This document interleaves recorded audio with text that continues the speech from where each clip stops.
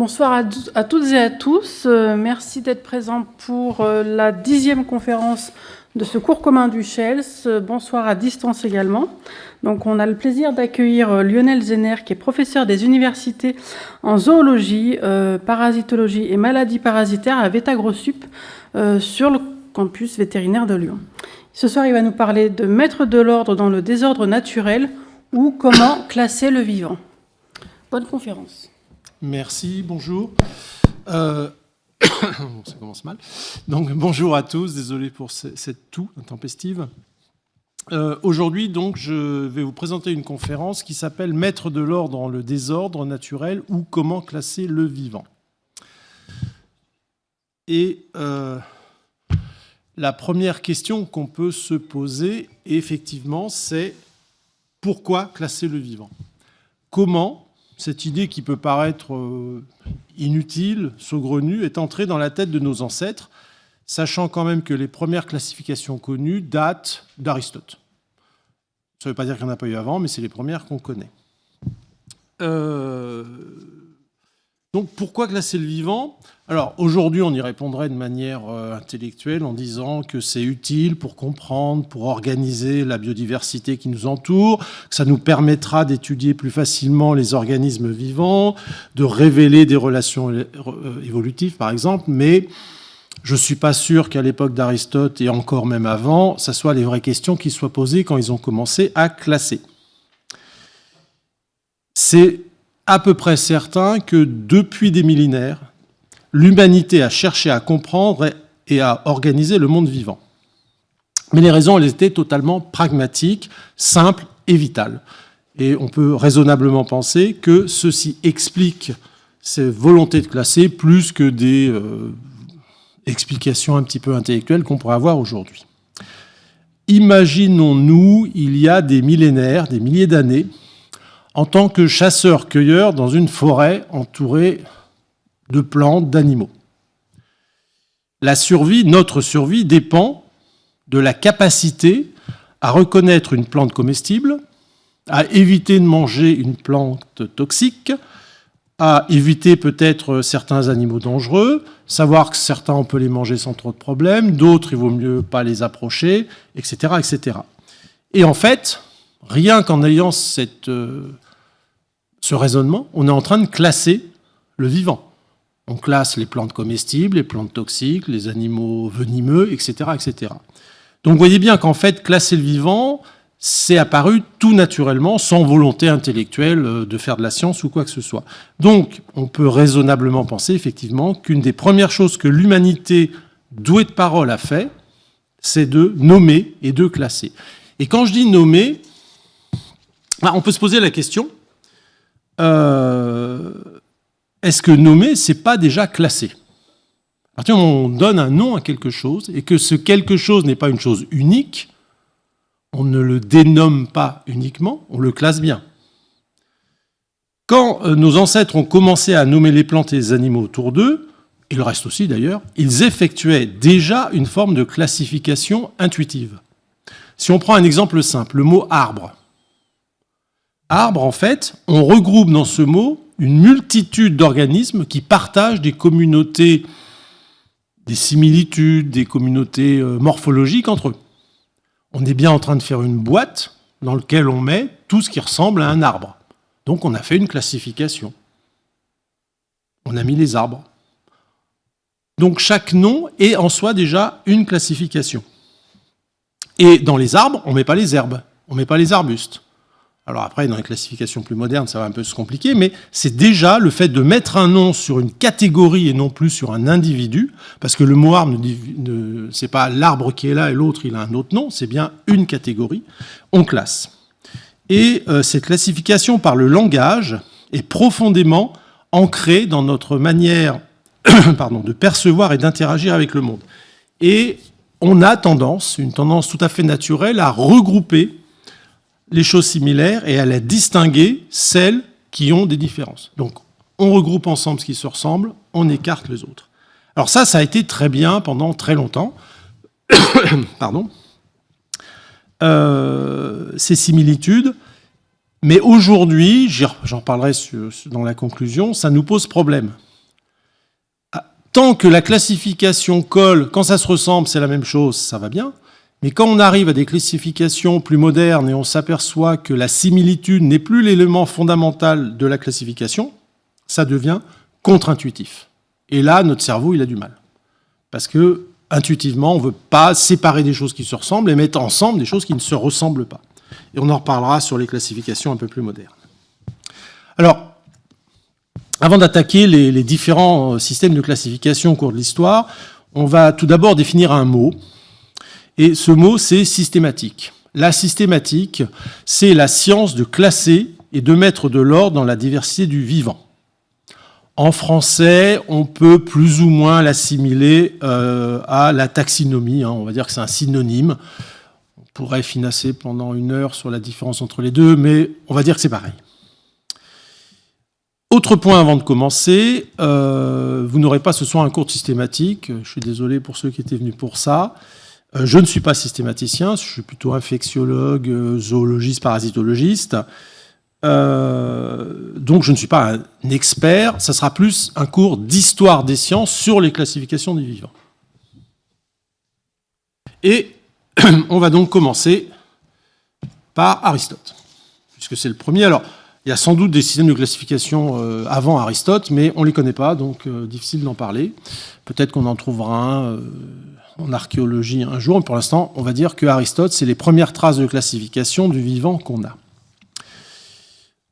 Donc on ne peut pas ne pas commencer par Aristote. Alors Aristote, tout le monde en a entendu parler, c'est un des philosophes grecs les plus influents de l'histoire. Il est né en 384, mort en 322 avant Jésus-Christ, et il a abordé à peu près tous les domaines de connaissance de son temps. Donc il a parlé de physique, de métaphysique, de logique, de poétique, de politique, de rhétorique, d'éthique, mais aussi, c'est moins connu, de biologie. En fait, il a écrit 3 livres sur la biologie. Ces 3 livres, c'est l'histoire des animaux, les parties des animaux et la génération des animaux. Et il est un peu pionnier, enfin c'est les plus anciennes traces qu'on peut avoir. Et dans ses ouvrages, il va parler d'anatomie, de morphologie, de physiologie, d'embryologie, de comportement et d'écologie. Son but, c'est pas du tout de classer. La classification n'est pas du tout l'objectif de son travail, mais c'est un moyen de décrire, plus simplement, en regroupant les parties communes à divers animaux. C'est-à-dire qu'en disant, voilà, tous les animaux que j'ai mis dans cette boîte, ils ont ça en commun, c'est plus simple que de le répéter le nombre de fois qu'il y a ces animaux dans les boîtes. Et il va donc utiliser pour cela des critères avant tout morphologiques et anatomiques, qui à l'époque étaient quand même assez relativement simples à voir. Et donc, voici la classification d'Aristote. Alors, elle n'a pas perduré très longtemps. Ça ne serait peut-être pas celle qu'il faudrait retenir, en tout cas aujourd'hui. Donc, il sépare les animaux des plantes, déjà. Et il les sépare aussi de la matière inanimée. On va en reparler tout à l'heure. Concernant les animaux, il en fait 2 groupes. Les animaux dépourvus de sang et les animaux avec du sang. Alors, petite parenthèse, il est très mauvais de faire une classification par l'absence d'un caractère. C'est quelque chose qui se fait encore très longtemps. Le groupe des invertébrés, par exemple, est un exemple encore récent de classification, enfin récent, normalement on aurait pu en parler, mais qui est bien resté en tout cas de classification sur l'absence de quelque chose, mais en général ça ne marche pas bien quand on va plus loin un moment. Mais bon, ça a été souvent ce qui est fait, on a ça, c'est un groupe, on n'a pas ça, c'est un autre groupe, ça permet de trier, classer, c'est différent. Donc, on a la matière inanimée, les plantes inférieures, les plantes supérieures et les animaux. Tout ça dans un ordre. On va reparler de cet ordre et ça a des conséquences. Concernant les animaux, on a 2 groupes, donc ça je vous l'ai dit, pardon, je me répète, et on rajoute l'homme bien évidemment, qui est un groupe à part, mais qui est dans les animaux. À l'époque d'Aristote, j'en reparle je crois une diapo ou 2 après, les hommes sont des animaux, il n'y a pas de problème à dire ça. Donc on a les très grandes familles. Les très grandes familles, c'est quoi? C'est les poissons, les oiseaux, les cétacés, tous sanguins. Ensuite, on a les animaux à coquilles ou coquillages, les crustacés, les mollusques, les insectes, tous non sanguins. Et puis on a des familles plus petites, l'être humain, et les quadrupèdes. Et puis dans les quadrupèdes, on a qui ne volent pas, certains vivipares qui ont des poils, d'autres ovipares qui ont des plaques, bref, Voilà un peu les tenants de sa classification. Ça, c'est dans l'Histoire des animaux, livre 1, chapitre 6. Alors, il parle aussi d'un groupe, si vous avez été vigilant, vous avez vu qu'il y en a un que je n'ai pas dit, qui est un groupe, pour lui, qui est intermédiaire entre les plantes et les animaux, c'est les éponges. Bah oui, une éponge, c'est un truc, c'est dans la mer, c'est sur un rocher, ça ressemble à une plante, vous l'enlevez du rocher, il meurt. Et d'un autre côté, c'est pas une vraie plante, donc c'est compliqué. Il l'a mis entre les deux, il l'a quand même mis dans les animaux, mais il l'a mis entre les deux. Et ça nous amène aussi à quelque chose, et une idée très importante, un des points quand même importants de retenir en tout cas de cette conférence, c'est l'échelle continue des êtres. C'est l'idée d'une échelle qui va des êtres objets inanimés aux animaux. L'idée qui est conceptuelle, et cette idée, elle va marquer considérablement la vision du monde qu'on a encore aujourd'hui. Encore aujourd'hui, on peut choquer des gens en se battant contre cette notion. Alors là, je ne vous choque pas en le disant comme ça, mais si on va sur des sujets précis, il y a des gens qui peuvent être choqués parce que ça va à l'encontre de tout l'aspect culturel qu'ils peuvent avoir. Et l'illustration la plus frappante de ça, c'est ce qu'on va voir plus tard. Au Moyen-Âge, ça a été un peu plus clair, c'est ce qu'on appelle l'échelle de la nature ou la scala naturae. J'en reparlerai, je vous en montrerai dès du Moyen-Âge. Et ça perdure encore aujourd'hui, consciemment ou inconsciemment, ça dépend, mais même inconsciemment dans la culture. Pour Aristote, je vous ai mis un texte, la nature passe petit à petit des êtres inanimés aux animaux, de sorte que du fait de cette continuité, on n'aperçoit pas de frontières entre eux, ni auquel des deux groupes la forme moyenne appartient. Car à la suite de la famille des êtres inanimés vient d'abord celle des plantes, et parmi celles-ci, l'une diffère de l'autre en semblant davantage participer à la vie, mais cette famille prise comme un tout, comparée aux autres corps, apparaît en quelque sorte comme inanimée, et comme inanimée comparée aux animaux. Bref, il y a des plantes qui sont plus ou moins vivantes, et quand elle est moins vivante, ça ressemble plus à un caillou, on va dire du lichen peut-être, c'est une plante pas très animée, par rapport à un arbre ou une fleur qui sera plus animée. Donc voilà cette échelle naturelle, et c'est Aristote qui est le premier, en tout cas les écrits qu'on a, met cette idée, on va dire, et qui va être reprise au Moyen-Âge par beaucoup d'auteurs. Donc ça, c'est dans l'Histoire des animaux, livre 8, chapitre 1, pour ceux qui veulent les sources. On a donc un passage continu des objets aux plantes, puis des plantes aux animaux, avec des animaux ressemblant à des plantes dans la mer.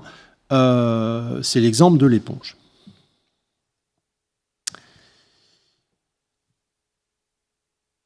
La place de l'homme, j'en ai un petit peu parlé. Pour Aristote, pour finir un peu la vision d'Aristote dans la classification, ce qui peut paraître surprenant, parce que ça ne va pas rester longtemps le cas, l'homme est un animal comme les autres. Et on le voit si on regarde ces textes. Tous les autres animaux, en effet, ont l'air de nains comparés à l'être humain.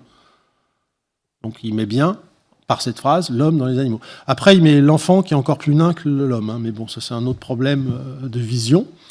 C'est aussi pourquoi tous les animaux sont plus stupides que les humains. Là, on voit bien l'échelle. L'homme était quand même un animal, certes, mais pas n'importe lequel. Ça, c'est dans les parties des animaux pour ceux que ça intéresse. Donc voilà un peu, très rapidement, la vision d'Aristote par rapport à la classification qu'il a pu définir, qui, je vous rappelle, n'était pas son but. Il n'a pas décrit l'intérêt de la classification et tout, il l'a juste utilisé comme un outil. Alors, avant le Moyen-Âge, il y a eu quelques autres auteurs qui peuvent être intéressants, qui vont parler de classification. Il n'y a pas eu de développement majeur, il y a eu des ajouts. On va en garder que deux. Théophraste, 372-288 avant Jésus-Christ, c'est un élève d'Aristote, et il a poursuivi son travail de classification, et principalement sur les plantes. On verra qu'en fait, dans les sciences des classifications, c'est les plantes qui ont été toujours en avance sur les animaux, et il y a des raisons à ça. C'est pas le hasard, c'est pas parce qu'il y a un tel qui préférait les fleurs aux animaux, c'est juste, il y a des raisons très pragmatiques à ça, on en parlera tout à l'heure. Donc il a écrit Histoire des plantes et Cause des plantes, où il décrit la morphologie, l'histoire naturelle, l'utilisation thérapeutique des plantes, et il a cherché à développer une nomenclature scientifique en botanique. Donc c'est lui qui a introduit le terme de carpos pour les fruits, de péricarpion pour l'enveloppe de la graine. Ça date de Théophraste. Donc les racines grecques sont bien là. Et en général, on dit qu'on fait commencer la classification botanique avec Théophraste. Je vous l'ai dit, Aristote sur les plantes, ça ne l'a pas trop intéressé. Il en a parlé un petit peu. Il y a les supérieurs, les inférieurs, mais ça n'allait pas bien plus loin que ça. Ensuite, alors j'ai dit que 2, non, ce sera 3. Pline l'Ancien, donc 23-79 après Jésus-Christ cette fois-ci, et il a écrit un ouvrage qui s'appelle Histoire naturelle, et dans cet ouvrage, qui est composé de 37 livres, il en consacre 16 sur la botanique, où il tente de réunir toutes les connaissances botaniques de son temps. Oui, c'était la belle époque où quand on était savant, on pouvait tout savoir sur tout. Mais donc voilà, et on verra qu'au Moyen-Âge, il y a encore eu ce qu'on appelait les encyclopédies, où tout le savoir était résumé dans des livres. Pline a essayé de faire ça. Et dans son Histoire naturelle, on a 900 végétaux. Théophraste en avait 2 fois moins. Donc là, il y a du progrès quand même, hein. On en a un peu plus, mais ça ne change pas l'histoire de la classification. Il y a aussi 4 livres sur les animaux et 4 livres sur les remèdes tirés des animaux. Parce que oui, ça, c'était quand même utile aussi. Si on reprend quand même, il reprend tout ce qu'a dit Aristote et Théophraste, il leur copie, puis il rajoute des choses. Hein. Et puis il rajoute des choses qu'il n'a pas forcément vues, des êtres un peu fabuleux, mythiques, qui sont mis dedans. Il y a l'éléphant et il y a la licorne, hein, il n'y a aucun souci là-dessus. Alors, intéressant quand même pour Aristote, parce que c'est une chose qui va se perdre pendant le Moyen-Âge. Aristote, dans son ouvrage, observait et écrivait. Et vous voyez que déjà, Pline, il a commencé à observer, puis écouter ce qu'on lui racontait. Et puis alors au Moyen-Âge, c'était encore pire. Hein. On compilait tout ce qu'on avait, mais on n'allait pas forcément vérifier sur le terrain. Pour la petite histoire, hein, Pline, il est mort pendant l'éruption du Vésuve. Il a voulu aller voir un peu de trop près ce qui s'y passait et il y est resté. Dioscoride. Or, Dioscoride, c'est l'auteur d'un traité à propos de la matière médicale qui classait les plantes selon les usages médicinaux. Donc, c'était un petit peu différent comme classification. Et pourquoi j'en parle ? Parce qu'en fait, ce manuel est resté manuel de référence en pharmacologie jusqu'au début du XVIe siècle. On est en 20, 40, 80, 90 après Jésus-Christ. C'est pas mal, un bouquin scientifique qui reste de référence pendant 1500 années. Ouais, je pense que ça serait tout le rêve d'un chercheur de pouvoir sortir un bouquin comme ça. Mais non, c'est même pas un rêve, on sait que c'est pas possible. Ça vous donne quand même l'idée de ce qui va se passer dans les siècles qui vont suivre quand même. Pour rester de référence, un ouvrage grec pendant 1500 ans. Et on arrive au Moyen-Âge. Je passe assez vite, hein, beaucoup d'années en peu de temps. Le Moyen-Âge, on va dire 476, chute de l'Empire romain d'Occident. Alors, selon les auteurs, on va le débuter différemment, on va le finir différemment. Moi, pour ce cours-là, je vais le finir avec Christophe Colomb et l'Amérique. Et je vous dirai pourquoi, parce que là, il y a une raison précise, ça m'arrange. Mais bon, chute de Constantinople, si vous voulez, ça ne changera pas grand-chose. Et c'est une période un peu particulière dans l'histoire des sciences, toutes les sciences d'ailleurs, parce qu'elle est marquée par plusieurs phénomènes. Alors, attention, le Moyen-Âge, c'est 1000 ans à peu près, hein, quand même. Donc, on parle du bas Moyen-Âge, du haut Moyen-Âge. Mais bon, il y a plusieurs périodes, mais quand même en résumant. Un point très important du Moyen-Âge, c'est la domination de la pensée chrétienne. Alors, Moyen-Âge en Occident, hein, je parle bien évidemment, peut-être le préciser. Donc, domination de la pensée chrétienne qui prône une vision d'un monde qui est hiérarchisé avec Dieu au sommet. Et si on reprend la classification naturelle, vous voyez que Dieu au sommet de quoi ? Eh bien, de l'échelle naturelle de la nature. Donc la scala naturelle, je vous en présenterai tout à l'heure quelques-unes, ou l'échelle des êtres, elle est héritée effectivement des Grecs, mais elle est christianisée, et dans les échelles, pas dans toutes, mais dans beaucoup, on va retrouver au-dessus de l'homme les anges, Dieu, puis même il y a 4-5 catégories entre les anges et Dieu, quoi. Alors là, je ne les connais pas bien, mais ce sont des archanges, des choses comme ça. Il y a toute une classification aussi dans le monde divin. Donc ça, c'est un point particulier. Oui, et c'est vrai pour toutes les sciences, il y a une christianisation, une pensée chrétienne.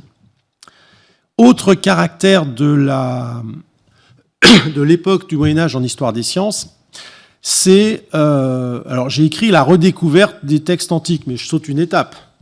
C'est qu'en fait, pendant le Moyen-Âge, à l'effondrement de l'Empire romain, le savoir scientifique est perdu pour pas mal de choses. Alors déjà, les Romains avaient récupéré les textes grecs, avaient écrit leurs textes, et quand on a la chute de Rome, alors il y a quand même l'Empire romain d'Orient qui récupère une partie, et là, la chute est moins rude, donc il y a quelques bibliothèques qui restent, qui se font aussi piller au bout d'un moment, et en fait... en Europe, on perd des barbares, je mets des gros guillemets à barbares bien évidemment, mais disons que la priorité n'était pas la conservation du savoir scientifique et des livres dans l'Europe occidentale de l'époque. Et en fait, tout ce savoir va être récupéré par un peu au début l'Empire d'Orient, puis par toutes les Arabes d'Afrique du Nord. Et enfin, ce sont ces savants arabes qui vont récupérer les textes traduits du grec en latin, de latin en arabe, et les reprendre, ajouter des choses. Bon, on ne va pas trop discuter, est-ce qu'ils ont juste à recopier, rajouter. Bon, il y a quand même dans des domaines, il y a même des gens qui ont inventé des choses. Après, selon les domaines, en optique, par exemple, le fondateur de l'optique moderne, c'est un savant arabe qui s'est basé sur les Grecs, mais c'est lui qui a vraiment... qui a été le fondateur de cette discipline avec déjà pas mal de choses à son époque. On va dire qu'en biologie, ils ont ajouté des trucs, mais ça n'a pas été non plus la révolution. Mais ils ont permis quand même de conserver les textes antiques. Alors, il y avait quand même quelques textes antiques qui ont été conservés dans des monastères en particulier, mais qui étaient un peu éparses. Il n'y avait pas de grandes bibliothèques en Europe. Alors, il y en a eu, si, quand je dis l'Europe, c'est pas tout à fait vrai, parce qu'en Espagne, il y en a eu, mais dans l'Espagne musulmane. Il y avait une très grande bibliothèque, effectivement, avec des dizaines de milliers d'ouvrages, mais ce n'était pas dans l'Europe, dans la France, dans l'Europe occidentale non arabe. Donc, le Moyen-Âge est caractérisé par, à un moment, une redécouverte des textes anciens. Et ces textes anciens qui reviennent, et les savants du Moyen-Âge les reprennent, les traduisent en latin, bien évidemment, et ils rajoutent ce qu'ils ont envie de rajouter. Alors, quand je dis ce qu'ils ont envie de rajouter, parce que là, on a j'ai du mal à dire du bon. On a quand même du bon, puis on a du grand n'importe quoi aussi. Sachant que là, on est plus sur du... Comment dirais-je, Enfin, c'est pas sur de l'observation de terrain. C'est pas des scientifiques qui vont beaucoup sur le terrain. Je dis pas qu'il n'y en a pas eu, mais dans ce domaine-là, en tout cas, pas trop. Donc, redécouvert des textes anciens, et ils vont traduire, commenter les œuvres d'Aristote et des successeurs, en ajoutant l'influence des savants arabes qui ont préservé et traduit ces textes, et rajouter aussi leur petite graine dessus. On a donc concrètement un déclin des sciences naturelles. Soyons très clairs, en Europe, ça a décliné. Et on va quand même voir quelques exemples de savants. En commençant par... Alors déjà, vous allez remarquer que tous ceux que je citais sont tous des religieux. Voilà, parce que bon, de toute façon, il fallait savoir lire et écrire. C'est sûr que être savant sans être religieux à l'époque, c'était plus compliqué en tout cas. C'est moins probable, on va dire, plus que compliqué d'ailleurs. Donc Isidore de Séville, lui, donc 560-636 à peu près, c'est l'archevêque de Séville. Donc apparemment, il avait du temps, puisqu'il a consacré plusieurs livres de sa gigantesque encyclopédie en 20 livres, rédigés vers la fin de sa vie, qu'il a appelé étymologie. Et à l'intérieur de ces livres, il y a une classification des animaux. Bon, vous la voyez comme moi, une classification un petit peu utilitaire. Donc il met le bétail, les bêtes de somme, les bêtes sauvages, les petits animaux. Dedans, on a les belettes, le hérisson, le grillon, la fourmi, tout ça dans le même groupe. Les serpents, les vers. Dans les vers, on a araignées, mille-pattes, punaises. les poissons, les oiseaux, les petits animaux ailés, abeilles, guêpes, sauterelles, moustiques. C'est assez inspiré de Pline, en fait. Et ce n'est que du savoir livresque. Hein. L'archevêque de Séville n'est pas allé travailler sur le terrain, n'a pas fait des expéditions dans la nature pour classer les animaux du tout. Et puis alors, bien sûr, on retrouve le griffon, l'hydre, le phénix, qui est classé là-dedans, parce que tout ce qui est affabulation, ça rentrait sans problème, puisqu'on lui... C'était l'histoire qui se racontait, donc qui était vraie, forcément. Albert le Grand, donc 1200-1280, là on est dans le Moyen-Âge classique, hein, déjà. Vous voyez que ça a mis du temps quand même avant de revenir. Lui, alors Saint Albert le Grand quand même, ou Albert de Cologne, c'est un frère dominicain philosophe, théologien, naturaliste et chimiste. Il est allemand, et ce qu'on peut retenir aussi, c'est qu'un de ses élèves, c'était Thomas d'Aquin. C'était un des maîtres de Thomas d'Aquin. Lui, il a fait un traité qui s'appelle De Animabilis, 26 livres, 19 commentent l'œuvre d'Aristote sur la biologie. Donc on commente, on donne le texte, on le commente, hein, on fait des commentaires, comme faisaient aussi les Arabes avant. Et il a aussi écrit des Vegetabilis.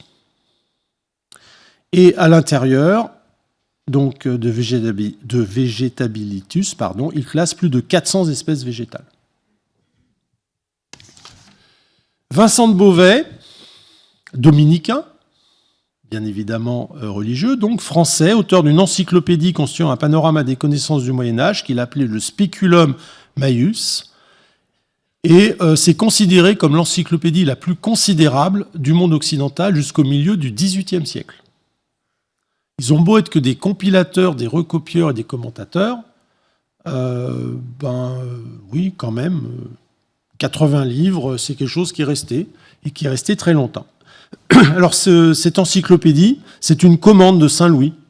Saint-Louis voulait une encyclopédie, donc il l'a commencé en 1246 et il l'a fini en 1259. Il a quand même passé un peu de temps. On a plusieurs parties. Il y a 3 parties. Le miroir de la nature, Speculum Naturale. Et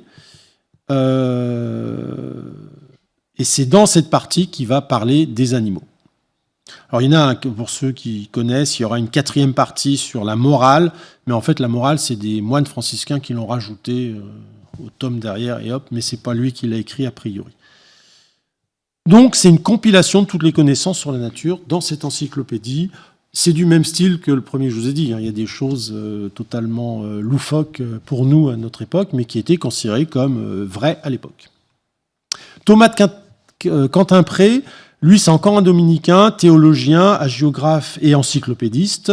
Il a étudié, ça a été un des élèves d'Albert le Grand, et il a fait le livre de la nature, Liber de Natura Regum, avec plusieurs éditions. La plus grande, c'est 20 livres, dans sa 2e édition. Donc vous voyez, c'est à peu près tout ce qu'on retient des savants du Moyen-Âge sur la classification et la biologie animale. Reprise des textes grecs, reprise des commentaires des savants arabes, et on rajoute des commentaires, et puis des choses qui n'étaient pas dedans, parce que voilà, on rajoute des animaux qui ont été découverts ou soi-disant connus pour ceux qui sont mythiques. Donc, si on fait un bilan, à la fin du Moyen-Âge, on a un mélange d'observation et de tradition. On a des descriptions basées sur l'observation, à côté de récits totalement légendaires et des retranscriptions d'auteurs antiques. Donc on mélange tout ça, on en fait des encyclopédies. On a bien évidemment, je n'ai pas trop insisté là-dessus, mais une vision théologique. À l'époque, la zoologie est une branche de la théologie. Ce n'est pas du tout une science à part, ça fait partie de la théologie. Et les animaux sont étudiés pour les symboles divins qu'ils véhiculent. Il y a tout un symbolisme derrière les animaux. J'en parlerai pas trop, mais c'est surtout pour ça qu'ils étaient étudiés. Et bien évidemment, il y a une absence totale de systématique moderne. Il n'y a pas de notion d'espèce au sens actuel. La classification, si on peut appeler ça une classification, mais c'en est une, à partir du moment où on classe, ça reste une classification, c'est totalement arbitraire ou symbolique, hein, selon les symboles qu'il y a derrière les animaux. Juste un point quand même,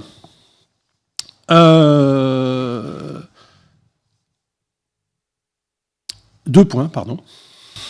Le premier point, c'est la botanique. Je vous ai dit tout à l'heure qu'en fait, la botanique a été pionnière en classification. Il y a deux raisons principales à ça. En fait, alors à l'époque, et même encore actuellement, j'allais dire, le nombre d'espèces animales avec lesquelles un être humain interagit reste très faible. Alors je parle de celles qu'on voit. Parce qu'effectivement, maintenant on sait qu'il y en a d'autres qu'on ne voit pas forcément, et là ça commence à faire beaucoup. Mais en fait, il n'y avait pas tant d'espèces que ça, donc il n'y avait pas besoin de les classer, puisqu'on les connaissait. Alors que pour les plantes, c'est pas du tout pareil. Pour les plantes, il y a de nombreuses plantes qui servent à se nourrir, qui servent aux soins, qui servent à la décoration. Il y a beaucoup d'espèces à reconnaître, et il ne faut pas se tromper. Si on fait une tisane et que c'est une plante toxique, on meurt. Donc, il y a beaucoup de plantes autour de nous, et c'est beaucoup plus compliqué à les reconnaître. Et c'est pour ça qu'on a eu besoin de classer pour pouvoir reconnaître, donc pour des raisons totalement pragmatiques, on a eu besoin de classer plutôt les plantes que les animaux. Et donc, vous voyez que ce sont finalement, dans tous les livres de ces époques-là, ce sont des classifications utilitaires, en fait.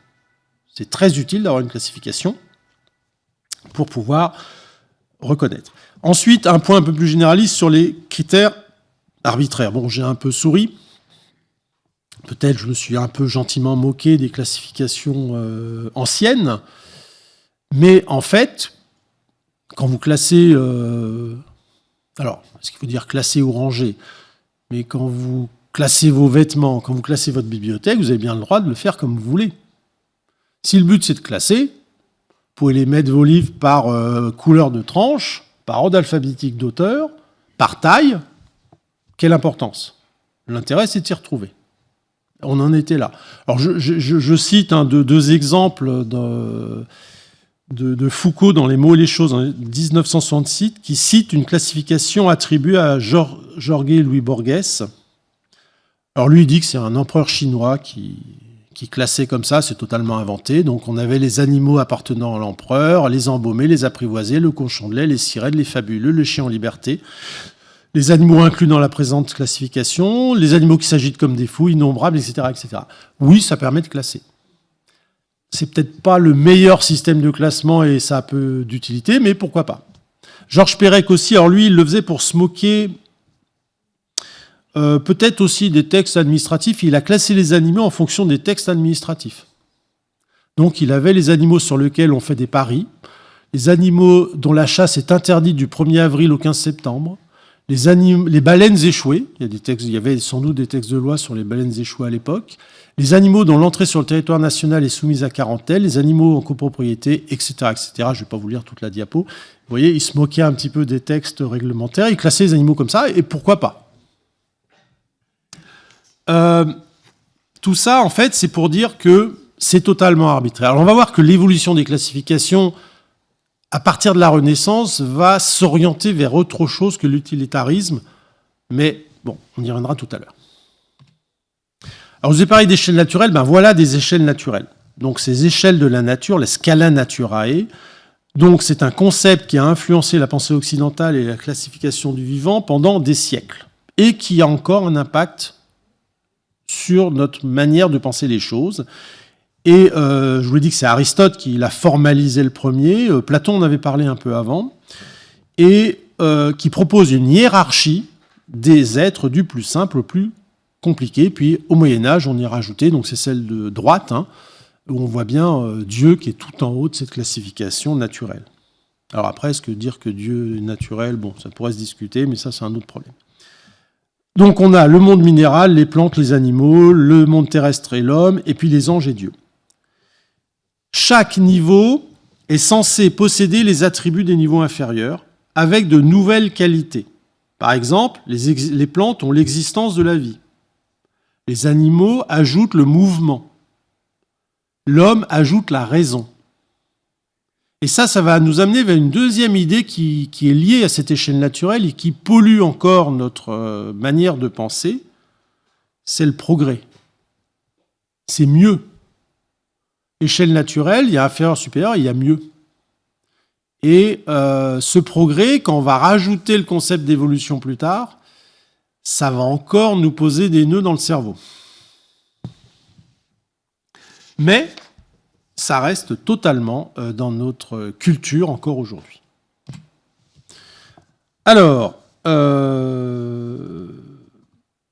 avant de passer à la Renaissance, pour faire un bilan sur le Moyen-Âge, donc vous voyez qu'au Moyen-Âge, on a quand même stagné. En fait, il n'y a pas eu de développement scientifique énorme, enfin, dans les domaines, en tout cas, dont je vous parle, au Moyen-Âge, avec donc pendant tout le Moyen-Âge une période de stagnation. Pendant cette période, l'Église était la principale institution chargée du savoir, et les textes d'Aristote étaient considérés comme autorité. C'est-à-dire, si Aristote l'a écrit, c'est que c'est vrai. Et il n'était pas question d'aller remettre en question, justement, ce savoir. On y ajoutait, on commentait, mais on ne modifiait pas la science. Enfin, la science, le savoir d'Aristote. On reprenait les textes antiques, on les commentait, on ajoutait des figures, on rajoutait des nouvelles espèces quand elles n'y étaient pas, mais on ne modifiait pas la base. La nature, également, était principalement présentée et pensée comme une création divine parfaite. La nature, c'est parfait, c'est Dieu qui l'a créée. Et vous voyez bien que classer une création divine parfaite, ce n'est pas une priorité, on ne va pas s'embêter là-dedans. Et la plupart des travaux de zoologie et de botanique ont juste pour but de démontrer la grandeur de la création de Dieu et de permettre l'identification des différentes espèces, surtout en botanique.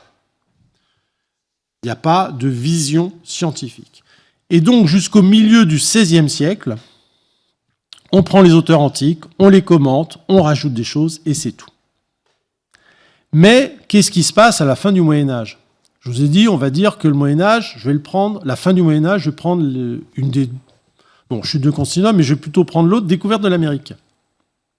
L'homme arrive, découvre les Amériques, et puis les voyages en Inde, enfin, on a toute la découverte des continents, les grands voyages en bateau. Et là, qu'est-ce qui va se passer ? On va découvrir qu'il y a plein de nouvelles espèces animales. On a une augmentation du nombre d'espèces vivantes et des erreurs de classification qui sont de plus en plus évidentes avec des classifications arbitraires. C'est-à-dire, ça commence, quand on est à 900 espèces de plantes, on allait s'en sortir. Tout d'un coup, on explose le nombre d'espèces de plantes et d'animaux. Donc, les gens commencent à se dire, il va nous falloir des trucs un peu plus carrés. Il va falloir travailler un peu le sujet, parce que là, on ne s'en sort plus derrière. Autre exemple de ce qu'il y avait pendant le Moyen-Âge, je vous ai parlé de symboles et tout, voilà, le grand classique de zoologie au Moyen-Âge, c'est le bestiaire. Alors, ce n'est pas du tout un ouvrage scientifique, c'est juste des ouvrages d'illustration où on a une version allégorique, une vision allégorique de la nature, où chaque animal était lié à une signification morale ou religieuse, avec un symbolisme derrière, et des très jolies images, effectivement, mais qui ont peu d'intérêt sur la vision scientifique du monde vivant. Et on arrive à la Renaissance. Et la Renaissance, c'est à ce moment que ce qu'on va appeler des savants, des hommes de science, vont commencer à revenir à l'observation. Oui, il y a toutes ces expéditions dans le monde entier. On ramène des plantes un peu de partout, des herbiers. Il y a même des scientifiques qui vont sur le terrain, qui vont dans les expéditions. Donc, il va falloir mettre tout ça en route. Et puis derrière, il y a en même temps une certaine laïcisation du savoir scientifique. Alors, on va mettre des pincettes. Galilée, son procès, c'est 1633. Là, on n'est que dans les années 1500 pour l'instant. Mais quand même, l'Église est bien présente. Il fallait quand même pas... on va dire que si Darwin avait sorti sa théorie en 1500, je pense qu'il n'aurait pas été bien loin. Mais il y avait une certaine liberté. Le savant avait une certaine liberté quand même. Tant qu'il n'attaquait pas les fondements de l'Église, ça passait, on va dire. Et puis, beaucoup de savants étaient d'ailleurs aussi encore des religieux, même à l'époque. Donc il y a un profond changement à partir du XVe siècle qui s'est changé, un regain d'intérêt pour les textes antiques. Donc ils reviennent aussi aux textes, ils oublient un peu le passage médiéval, ils reviennent aux sources, mais cette fois-ci en remettant en question. C'est différent de la première fois où on reprend les textes antiques, on en fait des dogmes. Là on reprend les textes antiques, mais on les discute et puis on remet en question. On dit non, il s'est trompé sur ce truc-là. On va vérifier, enfin, une démarche qui commence, on va dire, timidement, à être une démarche scientifique. Il y a aussi autre chose en début de la Renaissance qui a eu une importance considérable sur les sciences en général, c'est l'invention de l'imprimerie. Parce que je vous rappelle qu'avant, un livre, c'était un bien précieux, il n'y en avait pas beaucoup, il fallait qu'un moine copiste ait passé des heures et des heures pour le recopier. Donc avoir un livre scientifique, une encyclopédie de 80 volumes dans sa bibliothèque, ça devait être un sacré signe de richesse. L'imprimerie, alors ça ne veut pas dire que le livre va tout être peu cher avec l'imprimerie, surtout au début, mais va pouvoir diffuser le savoir. Diffuser le savoir dans toute l'Europe en particulier. Donc quand quelqu'un va voir quelque chose, voir des nouvelles idées, ça va être diffusé. Et non pas diffusé par des moines copistes, ça va prendre des dizaines d'années avant de passer ailleurs. Là, en quelques années, on peut avoir un savoir qui traverse toute l'Europe. Donc là aussi, ça va changer la donne par rapport à l'histoire des sciences. Et puis, bien sûr, les nouveaux continents qui bouleversent toutes les idées établies sur la diversité du vivant. On va dire que quand on prend la création du monde dans la Bible, quand on a 900 espèces de plantes et je ne sais pas combien d'espèces d'animaux qui doivent être du même niveau, ça va, ça tient la route. L'arche de Noé, tout ça, pas de problème. Là, on voit que ça commence à faire une arche qui va devenir de plus en plus grande et la création commence... Alors, non, elle n'est pas discutée à l'époque, bien évidemment. Ça va encore attendre quelques centaines d'années encore avant d'y venir. Mais ça commence à poser des problèmes de classification et arrivent les premiers chercheurs qui font des classifications scientifiques, entre guillemets, c'est-à-dire qui se basent en essayant d'avoir des critères plus carrés. Alors, on va parler de Léonard Fuchs, 1501-1556. On va parler de Césalpino, qui ont commencé à classifier les plantes et les animaux de manière plus systématique en s'appuyant sur l'observation de leurs caractéristiques morphologiques. Et Césalpino, par exemple, est considéré comme l'un des précurseurs de la classification botanique moderne, puisqu'il a commencé à structurer les plantes en fonction de leur structure reproductrice, et en apportant une certaine rigueur scientifique. Alors le problème à cette époque-là, c'est que chacun va sortir son système. On va essayer de trouver le bon système.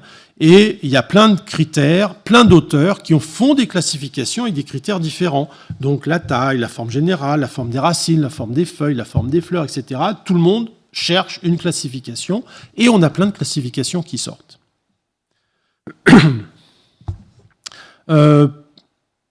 Césalpino, il décrit 1500 espèces dans son livre qui s'appelle Des Planti Libri.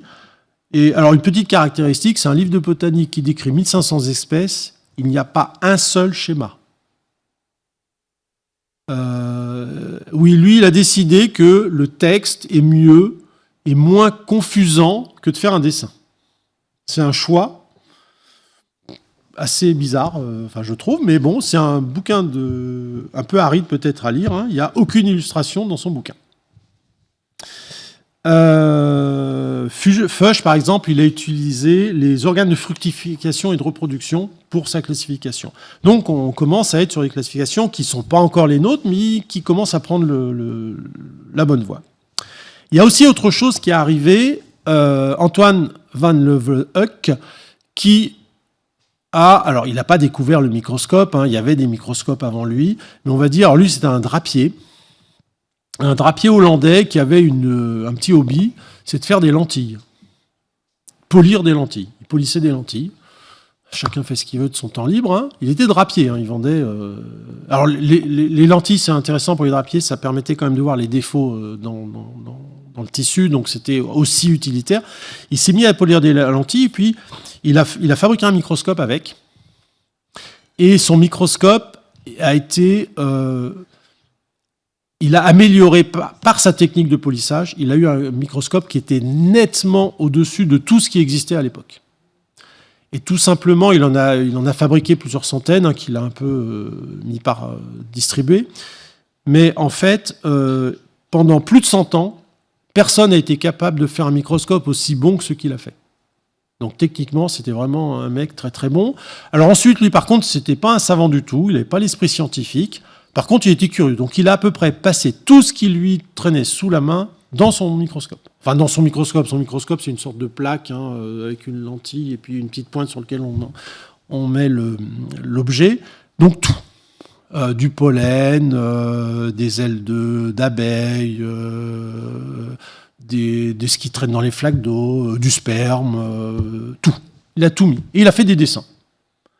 Et des dessins qui sont très bons. Moi, je trouve c'est dommage. Il aurait été scientifique, ça serait sans doute un des plus grands savants de toute époque confondue. Alors, il n'était pas savant, mais il avait un ami qui était médecin. Il a beaucoup communiqué. Et en fait, toutes ces planches d'observation ont été rapportées dans les académies de Londres, de Paris quand même. Et par contre, il s'est jamais intéressé du pourquoi, du comment ça marche. C'est juste, il dessinait ce qu'il voyait. Et donc, il a quand même décrit quelque chose, c'est les micro-organismes. Il a découvert, il a permis la diffusion du savoir qu'il y avait plein d'animaux microscopiques. Et même de plantes microscopiques. Donc, tout ce micro-organismes, c'est lui qui les a le plus décrits. Et on a des dessins qui sont encore totalement justes. Il était très très bon dans son observation. Et quand on voit le microscope qu'il avait pour faire ça, chapeau quand même. Donc là aussi, diversité du vivant. Encore tout un groupe de plantes et d'animaux qu'on ne connaissait pas. Alors ensuite, ça va continuer à s'affiner. Et on va... l'esprit scientifique va continuer à se développer. John Ray, par exemple, en 17e, et d'autres chercheurs ont commencé à établir des critères de plus en plus précis, de plus en plus bons, on va dire, sur les classifications. John Ray, par exemple, lui, il est connu pour avoir introduit la notion biologique de l'espèce. Alors, pas la notion qu'on en a aujourd'hui quand même, mais quand même... puisqu'il parlait de caractère morphologique, mais aussi la capacité des individus à se reproduire entre eux. On n'est pas loin d'une définition, je veux dire, moderne de l'espèce, mais si on est très très moderne, elle va tomber aussi. Mais on va dire classique de l'espèce. Il a été aussi le premier, un des premiers, à établir que les plantes et les animaux pouvaient être organisés en groupes naturels et que ces groupes étaient basés sur des caractères observables, et il a viré tout le symbolisme qui existait encore à l'époque. Et on peut dire que ces travaux ont préparé le terrain à Linné qui va arriver quelques années plus tard. Tournefort, oui, un point important, c'était aussi les critères devaient être observables et reproductibles. Il a aussi donné cette définition qui n'était pas toujours si évidente que ça. Alors, Joseph Piton de Tournefort, c'est un botaniste français. Lui, il a travaillé sur les plantes, donc, et il a aussi introduit les catégories telles que le genre et d'autres catégories. Là aussi, c'est un précurseur, on va dire, de Linné. Et il a amené la notion de niveau hiérarchique. Alors, il n'a pas amené ce que va amener Linné, l'idée de règne, embranchement, classe, sorte, famille, mais il n'en est pas loin. Il commence déjà à travailler en faisant ces catégories. Alors, peut-être plus d'histoire, et ça, Linné a fait pareil. Quand on parle de règne, embranchement, classe, sorte, famille, genre, espèce, on a 7 niveaux. Pourquoi 7 ? Parce que 7, c'est un nombre parfait. Il fallait qu'il y en ait 7. Linné, quand il a fait les groupes de mammifères, il y en avait 6. Quand il a fait celui des oiseaux, il fallait qu'il y en ait 6. Pour avoir une symétrie, une harmonie. Vous voyez, quand même, c'est certes un peu mieux scientifique, mais il y avait encore des choses qui étaient discutables, en tout cas. Tout ça, ces 7 niveaux, aujourd'hui, ils sont cassés, bien évidemment. Donc, on est dans une période de transition entre une vision symbolique médiévale et une approche scientifique. Mais ils ont préparé la voie à la classification systématique qui va arriver au XVIIIe siècle. Donc, il faut bien comprendre que Linné, c'est de lui on va parler tout de suite, il n'est pas arrivé de rien, il est arrivé sur ces bases-là. Alors, il y a quand même des gens à l'époque qui se posaient des questions. Et ça me rappelle des fois des remarques d'étudiants, d'ailleurs, qui se posaient la question, mais classer, pourquoi faire ? Parce que là, je vous rappelle, on arrive à une époque où le nombre d'espèces, on en découvre tout le temps, hein, en voyageant, en regardant un peu de plus près. Et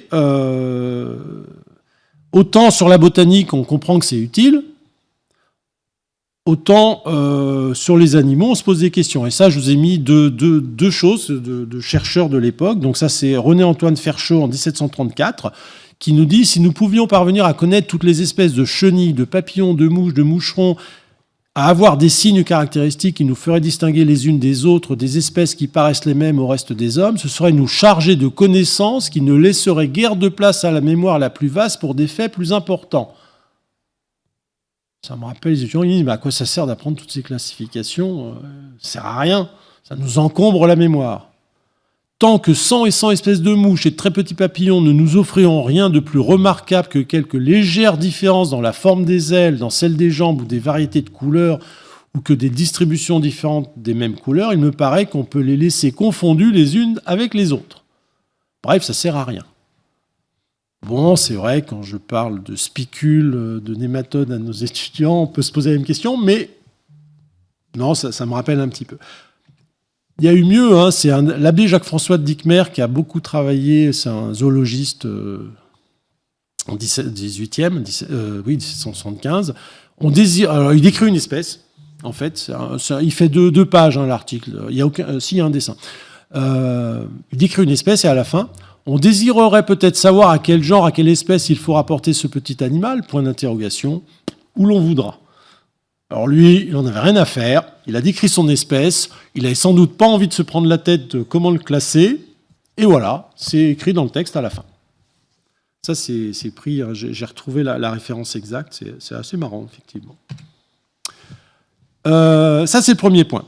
Donc, c'est assez désinvolte, on va dire. Une autre question, peut-être plus importante, parce que celle-là, elle va être vite réglée, et beaucoup plus épineuse, c'est celle de l'existence d'une classification dite naturelle. Alors pourquoi ? Pourquoi cette idée est revenue ? Et là, vous voyez, c'est de Candolle, donc c'est exposition des principes de classification naturelle. Tout le monde va commencer à parler de la classification naturelle. Alors, comment cette idée est arrivée ? En fait, les gens sont aperçus, donc je vous ai dit, on a classé les plantes avec plein de critères différents. La forme, les feuilles, les fruits, etc. Donc chacun avait son système. Il y a quand même quelque chose qui est apparu derrière, c'est que quelle que soit la manière de les classer, on retrouvait les grands mêmes groupes. On classait des plantes et à la fin, on retrouvait toujours les mêmes groupes de plantes. Et alors que les critères étaient rigoureux, et ça va introduire l'idée qu'il n'y aurait qu'une seule classification à laquelle on peut aboutir de différentes manières. En fait, le critère n'est qu'un chemin et on aboutit toujours à la même. Et s'il n'y a qu'une seule classification, ça entraîne l'idée d'une classification naturelle qui reflèterait l'ordre de la nature.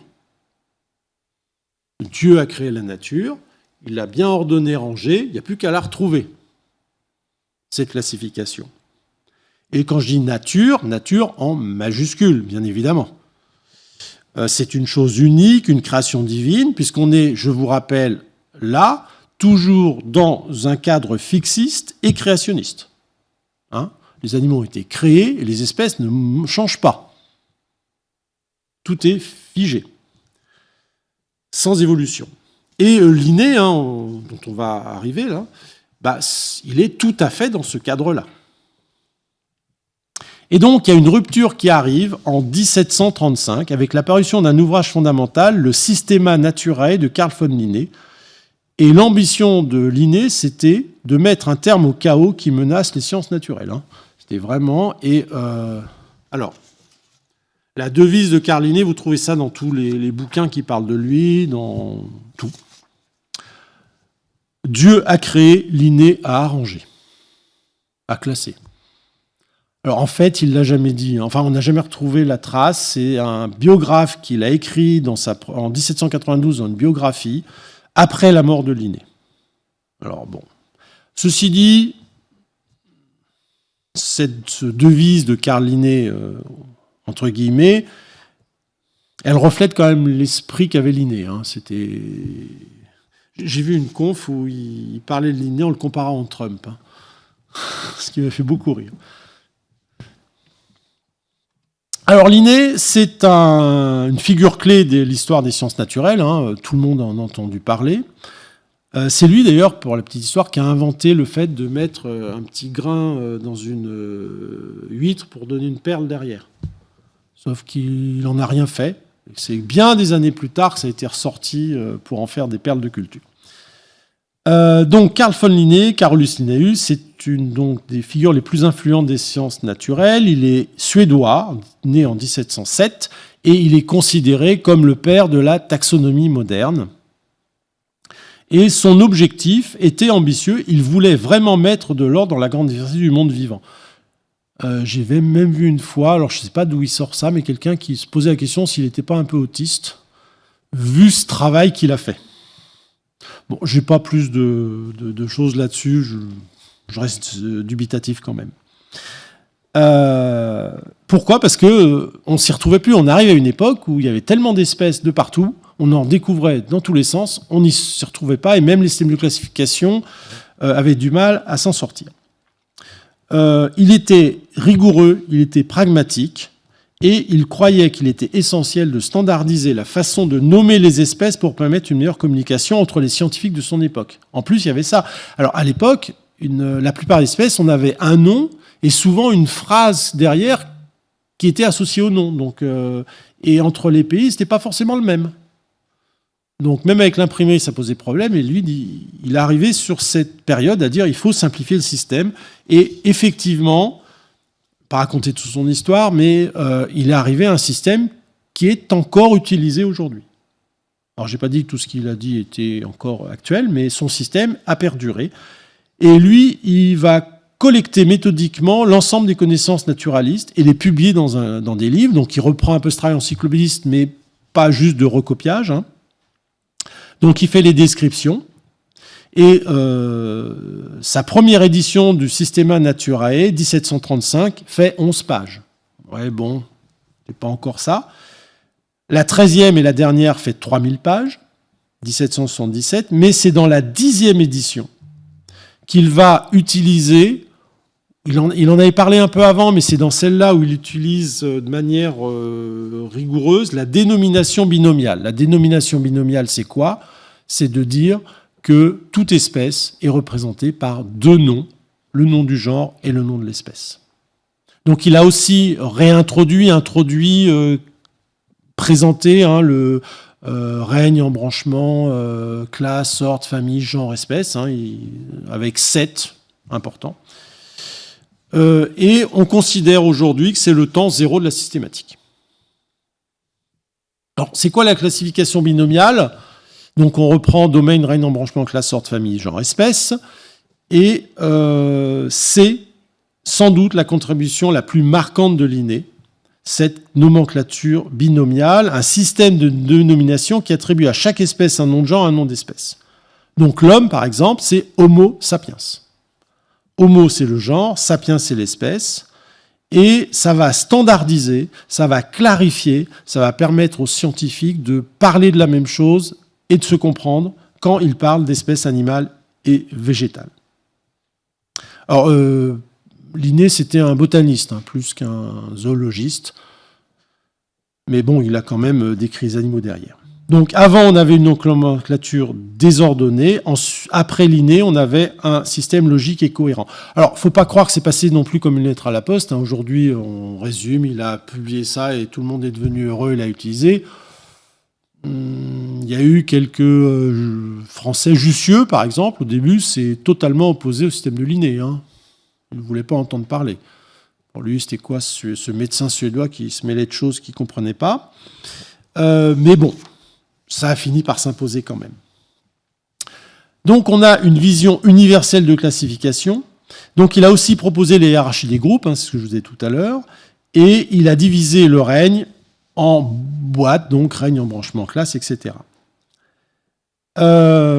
Pour lui, classer le vivant, c'était une manière de comprendre l'ordre naturel voulu par le Créateur. Il était fils de pasteur, Linné, il était très religieux, il n'y a pas de souci par rapport à ça.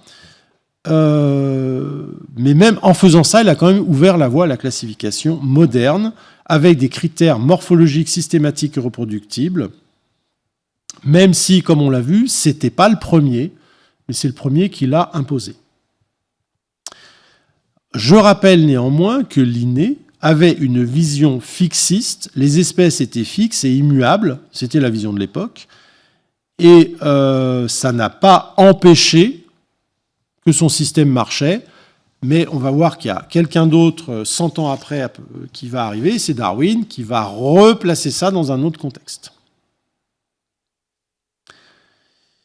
Et la question qui se pose aussi, c'est que s'il existe un ordre de la nature, une classification naturelle, est-ce qu'il existe une méthode naturelle meilleure que les autres pour classer le vivant ? Donc, on était au stade, il y a une classification naturelle, mais est-ce qu'il y a une méthode naturelle de classification ?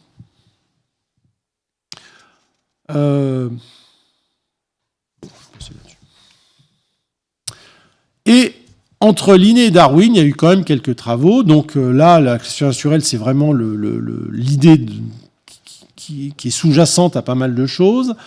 Et les botanistes vont continuer le travail. On est encore sur les botanistes. Les zoologistes vont s'y mettre. Là, c'est l'époque où ils s'y mettent sérieusement, mais après les botanistes quand même, en cherchant une logique permettant d'aboutir à cette classification naturelle.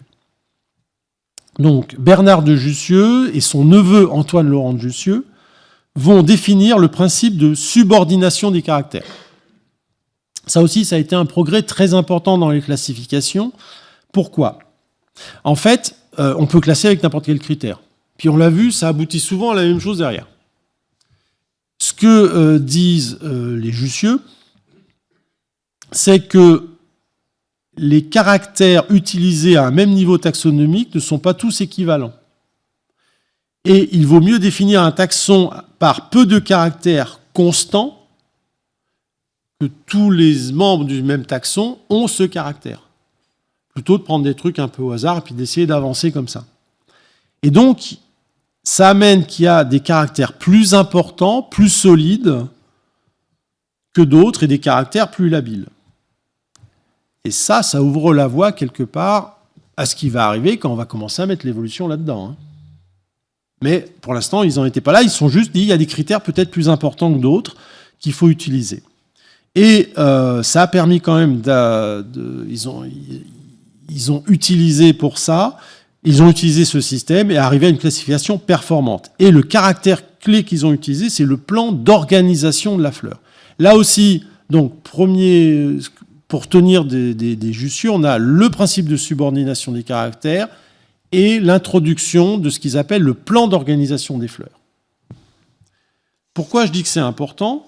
Parce que ce plan d'organisation, il a été repris à la fin du XVIIIe, donc presque à la même époque, un peu plus tard, par les zoologistes. Et le premier, c'est Cuvier, qui généralise à l'ensemble de la zoologie les concepts de plan d'organisation. Et il sort en 1798 une nouvelle classification du monde animal où chacun des embranchements est caractérisé par un plan d'organisation. Et on a 4 groupes, les radiata, les articulata, les mollusca, les vertebrata. Alors, ce plan d'organisation, jusqu'au XXe siècle, c'est ce qui a dominé la classification animale. Et on enseigne encore les plans d'organisation animaux en licence. Alors, en termes de classification, là, on va voir que ça pose des petits soucis derrière maintenant, mais la similitude des plans d'organisation était la structure même de toute la classification animale jusqu'au XXIe siècle. Où là, malheureusement, et je reviens sur le contre-intuitif, on va s'apercevoir que des fois, ça ne marche pas.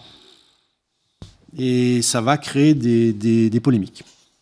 Alors, depuis, on est passé de 4 à 37 embranchements, mais vous voyez que ce plan d'organisation au niveau zoologique, il est très important, et ça a été le début de la classification animale telle qu'on la connaît aujourd'hui, même si actuellement elle est remise en question sur certains points précis. C'est une étape donc importante de franchie, puisqu'on a, là, à partir de cette époque, on a en main des outils théoriques suffisamment puissants pour arriver à quelque chose qui commence à ressembler à la classification telle qu'on la connaît aujourd'hui. On va voir qu'il y aura des divergences, mais grosso modo, c'est les mêmes outils qu'on va utiliser jusqu'au XXe siècle. Il y a juste une petite chose qui se passe en même temps, c'est que le problème va se déplacer. De chercher une méthode efficace menant à la classification naturelle a changé le sens de la classification. À la fin du siècle des Lumières,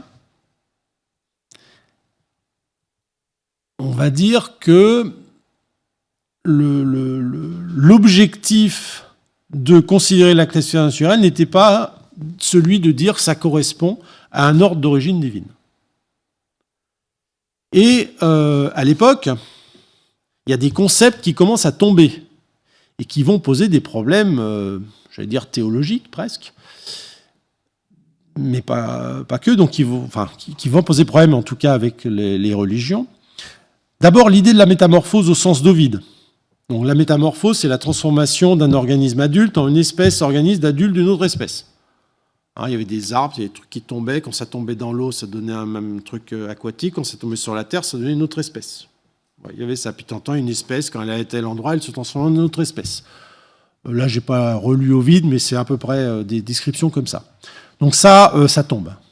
Là, on est dans l'époque où on commence à se dire c'est du grand n'importe quoi. La notion de génération spontanée commence aussi à tomber. Je ne sais pas si ça vous parle, les expériences où on met des sortes de béchères avec de la viande, on met de la gaz, on ne met pas de gaz, et puis il y a des asticots ou pas qui se développent dedans. Génération spontanée, on s'aperçoit qu'elle n'est pas si spontanée que ça. Donc l'idée que les organismes vivants pouvaient être créés à partir de matière organique en décomposition commence à ne plus être crédible, avec un bémol. On vient de découvrir les micro-organismes, et là, la génération spontanée pour les micro-organismes, on continue à y croire encore un peu, jusqu'à Pasteur. Là, il faudra encore attendre Pasteur pour le virer. Autre idée remise en question, c'est l'échelle naturelle des êtres. Alors là, c'est un peu plus compliqué. Autre chose assez compliquée aussi qui va être remise en question, c'est les temps géologiques. Je vous rappelle que pour la Bible, la Terre a 6000 ans. Jusqu'à cette époque, pas de problème. Et là, il y a quand même des chercheurs, Georges Buffon par exemple, qui avance l'idée en 1770 qu'il faut compter peut-être en centaines de milliers d'années, voire en millions d'années. Il y va timidement quand même, parce que là c'est plus ennuyeux. On attaque frontalement des idées qui sont écrites dans un ouvrage qu'on ne peut pas critiquer encore à l'époque. En fait, il a proposé 74 000 ans dans ses livres, mais quand on reprend les notes de ses travaux, il envisageait 10 millions d'années. Mais il n'a pas osé l'écrire. Donc là, on a plein des idées neuves qui commencent à émerger, qui bousculent un peu le monde. Ensuite, on a, dans ces idées neuves, le concept d'homologie qui apparaît. Le concept d'homologie, c'est un concept qui va venir des plans d'organisation, en fait. À force d'étudier les plans d'organisation, Étienne Geoffroy Saint-Hilaire émet ce qu'on appelle le principe de connexion. Et il dit que les organes homologues sont des organes qui ont les mêmes attaches avec les organes voisins en connexion. Donc ça définit, là vous avez le membre des vertébrés, l'humérus humain, il est attaché à la ceinture scapulaire et à 2 os. Et donc, si on retrouve une structure similaire chez le dauphin, on va l'appeler un humérus. Et on peut le faire sur la patte de chat, de cheval, de chauve-souris et de dauphin. Et on s'aperçoit donc qu'il y a des homologies morphologiques avec des transformations, mais... Donc ça, c'est ce qu'on appellerait aujourd'hui l'anatomie comparée. Mais ça commence à venir de cette époque. Et puis, il y a un autre concept qui arrive, Là aussi, ça va être compliqué, c'est l'idée de la mort des espèces. Je vous rappelle, on est encore c'est avant Darwin tout ça, on est encore sur du fixisme. Hein. Enfin, il commence à y avoir des idées de transformisme qui arrivent, mais Lamarck arrive aussi à cette époque-là. Mais la mort des espèces, c'est Georges Cuvier qui met en évidence au début du 19e que des animaux qui ont vécu dans les temps antérieurs n'existent plus. Donc, l'espèce est morte. Les espèces ne sont pas éternelles et peuvent disparaître. Ça, c'est nouveau aussi. Et ça pose un problème. Alors, qu'elle meure, ce n'est pas le gros problème. Mais si elle meurt, et qu'il y a longtemps qu'il y a des espèces, pourquoi le nombre d'espèces ne baisse-t-il pas ? Ah, donc problème. Donc, à la fin du 18e, début du 19e, on a une systématique qui est basée sur les plans d'homologie, avec des descriptions d'espèces. On a la génération spontanée, la métamorphose qui est réfutée, sauf pour les micro-organismes. Et on a la formation de la Terre qui commence à être rejetée dans un passé beaucoup plus lointain. Et quand on commence à réfléchir à l'origine des espèces, avec ces notions-là, on a donc deux hypothèses. L'hypothèse du créationnisme, c'est-à-dire que les espèces créées sont invariables, et là on a le problème avec le concept de mort des espèces. Si les espèces mourraient et qu'on partait d'un pool de départ, devrait y en avoir beaucoup moins maintenant. Alors Cuvier, il était créationniste en fait, puisque lui, il a dit que l'hypothèse des créations multiples, c'est-à-dire qu'il y a des temps géologiques où des espèces ont disparu, mais d'autres ont été recréées. Bon, donc ça a réglé le problème, on va dire. Et puis l'autre hypothèse, c'est celle du transformisme, c'est Lamarck qui en a parlé le premier, enfin, il a publicisé le premier, et en l'an 1802, au Muséum d'histoire naturelle, puis dans le livre sur la philosophie zoologique, il parle de la possible voie de transformation et introduit l'idée donc de transformation des espèces, en gardant l'idée quand même de génération spontanée pour les micro-organismes. Donc c'est Lamarck qui a été le premier à en parler. Mais bon, Lamarck... pardon, j'ai pas mis la diapo tout de suite, mais Lamarck, en fait, sa théorie n'était pas encore assez robuste. En fait, c'est Charles Darwin. Alors, il est né l'année où Lamarck a justement publié son livre où il parle de transformation. Et Charles Darwin, 1809-1882, avec De l'origine des espèces, 1859, donc 50 ans plus tard que Lamarck. Et dedans, il y a deux idées révolutionnaires, la sélection naturelle et la descendance avec modification. Alors pour la petite histoire, Darwin, on dit que l'origine des espèces, 1859, mais la théorie darwinienne, enfin sa théorie, en 1837, il l'avait déjà. Sachant que le Beagle, c'était 1831-36, il a fait ses voyages. En 1937, il avait déjà sa théorie. Il a mis très longtemps à la sortir. Parce qu'il a bien vu que ça allait poser problème. Il était très religieux, Darwin, en plus. Alors, c'était pas... Oh, si, il était croyant. Très religieux, on peut discuter, mais croyant. Oui, et sa femme était, elle, très pieuse. Donc, bon, je ne sais pas si c'est que pour la paix dans le ménage, mais quand même, ça lui posait un peu problème.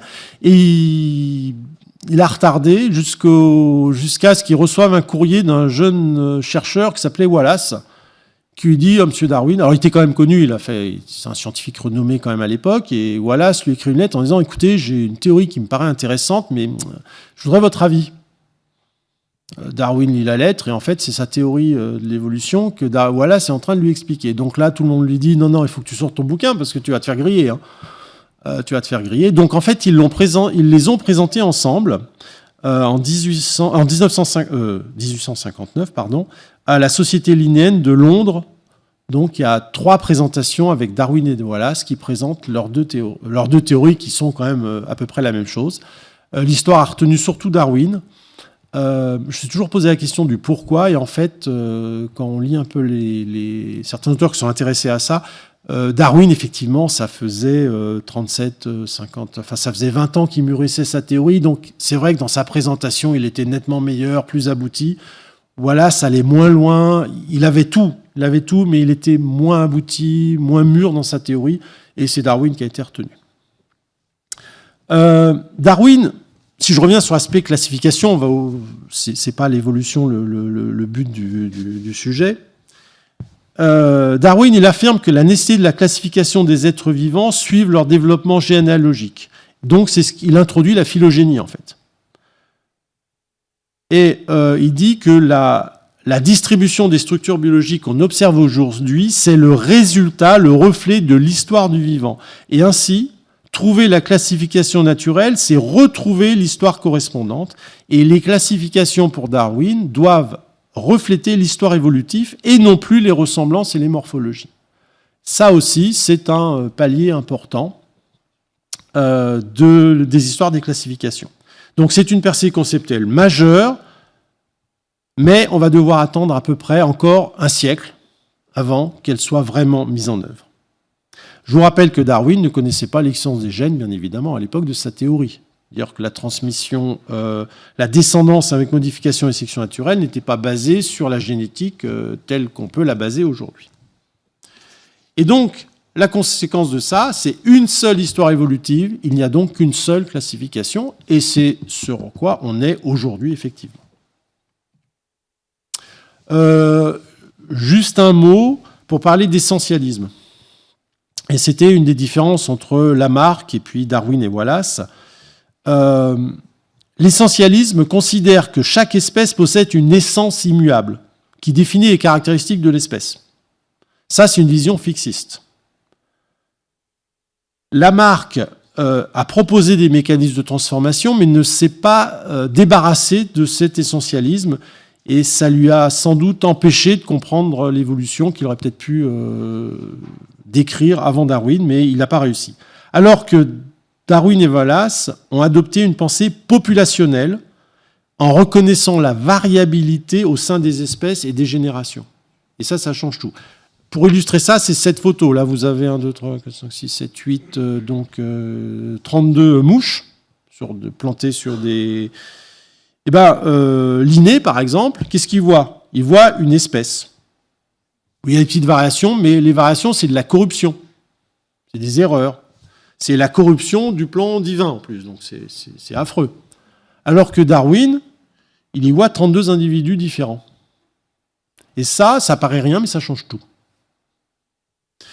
Et il voit les variations et comment ces variations vont évoluer. Alors, on va accélérer un petit peu, parce que je viens de regarder l'heure. Haeckel. Haeckel, c'est un fan de Darwin, en fait. Il a été... Alors, c'est un zoologiste allemand qui comprend très rapidement l'importance de la théorie darwinienne et qui va être un de ceux qui va la permettre sa diffusion dans l'Europe entière, voire dans le monde entier. Et il va présenter en 1866, donc 7 ans après le livre de Darwin, le premier arbre phylogénétique, qui n'est basé sur rien de scientifique, purement conceptuel. Voilà l'arbre qu'il a sorti. Donc on a bien des ancêtres communs au monde des plantes, au monde des protistes, au monde animaux, on pourra discuter de ça, et un ancêtre commun à ses ancêtres communs. C'est purement conceptuel, hein, il n'y a pas de données expérimentales derrière pour faire ça. Alors, le problème de Haeckel, c'est qu'aujourd'hui, il est quand même assez controversé pour différentes raisons, parce qu'il a un peu fraudé. Dans les histoires des fraudes scientifiques, c'est un des premiers, parce qu'il était tellement convaincu qu'il voulait que tout colle, donc sur l'embryogenèse, il a un peu modifié des dessins pour que ça rentre dans sa théorie. Donc ça, il s'est fait attraper quand même, c'est pas bien. Et ensuite, en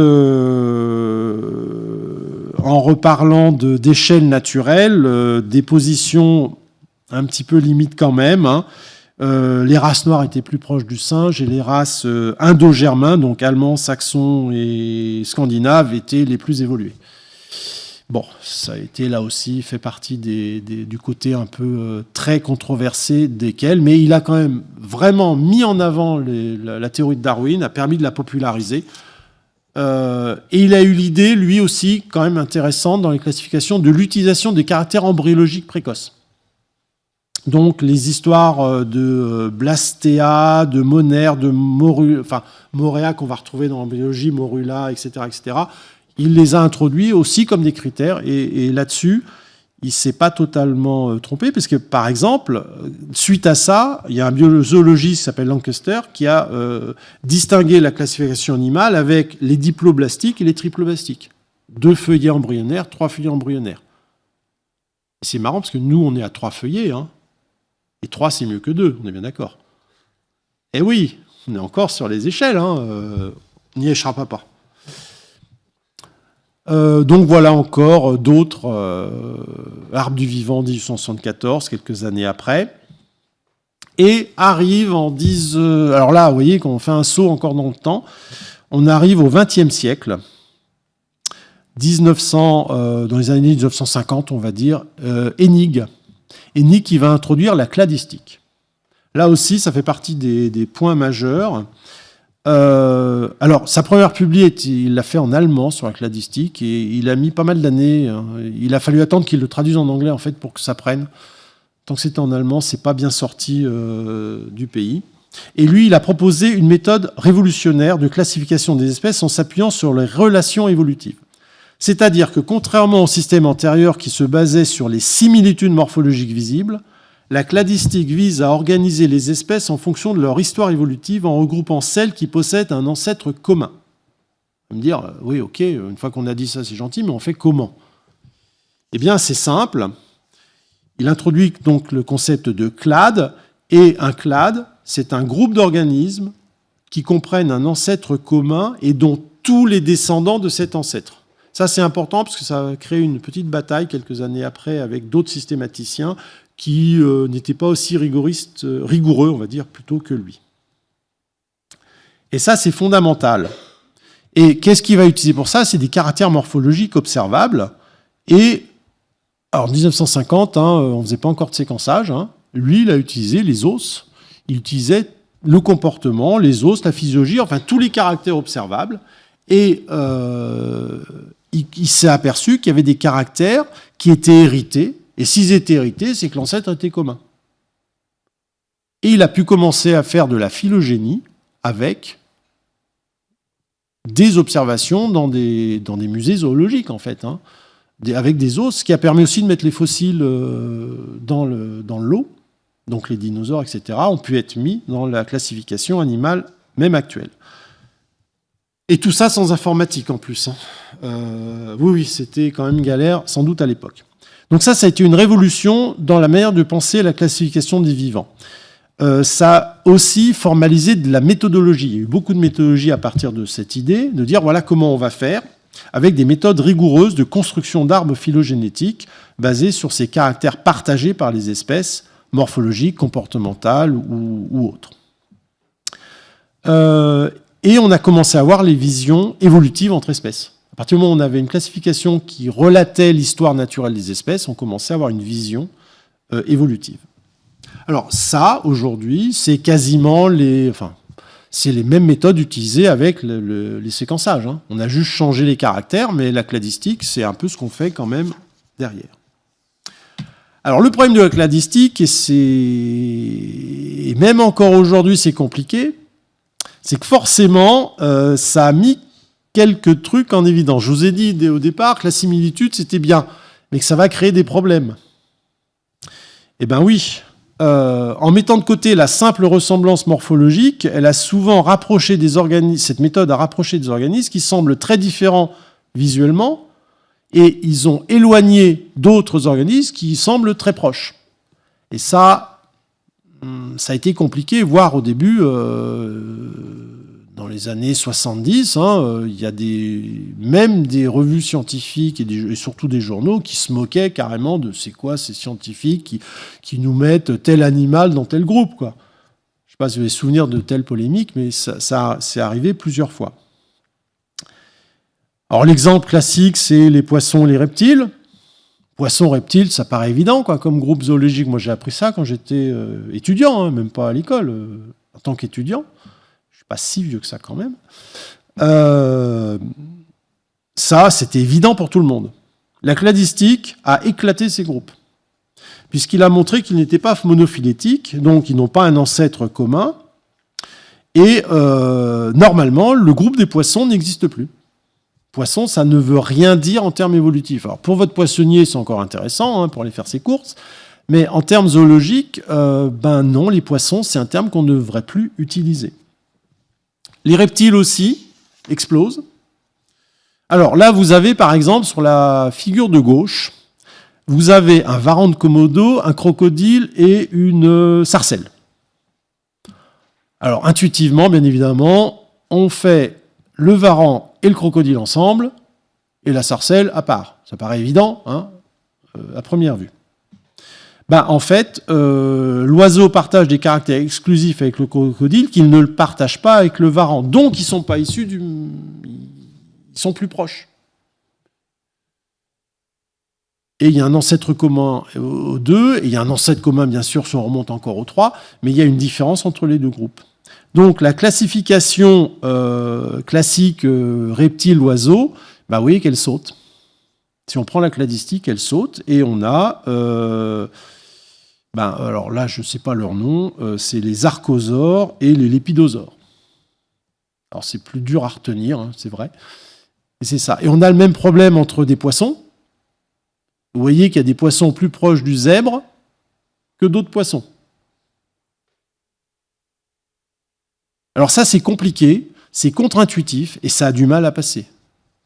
Et encore aujourd'hui, quand on entend certains professeurs d'infectiologie qui disent que l'histoire que les oiseaux sont les descendants de dinosaures, c'est du grand n'importe quoi, c'est très récent, professeur de médecine à la retraite, sud de la France, je n'irai pas plus loin, c'est une méconnaissance totale de ces systèmes de classification, et pourtant, c'est quelqu'un qui était, on peut lui dire, comme qui était bon sur certains domaines bactériaux.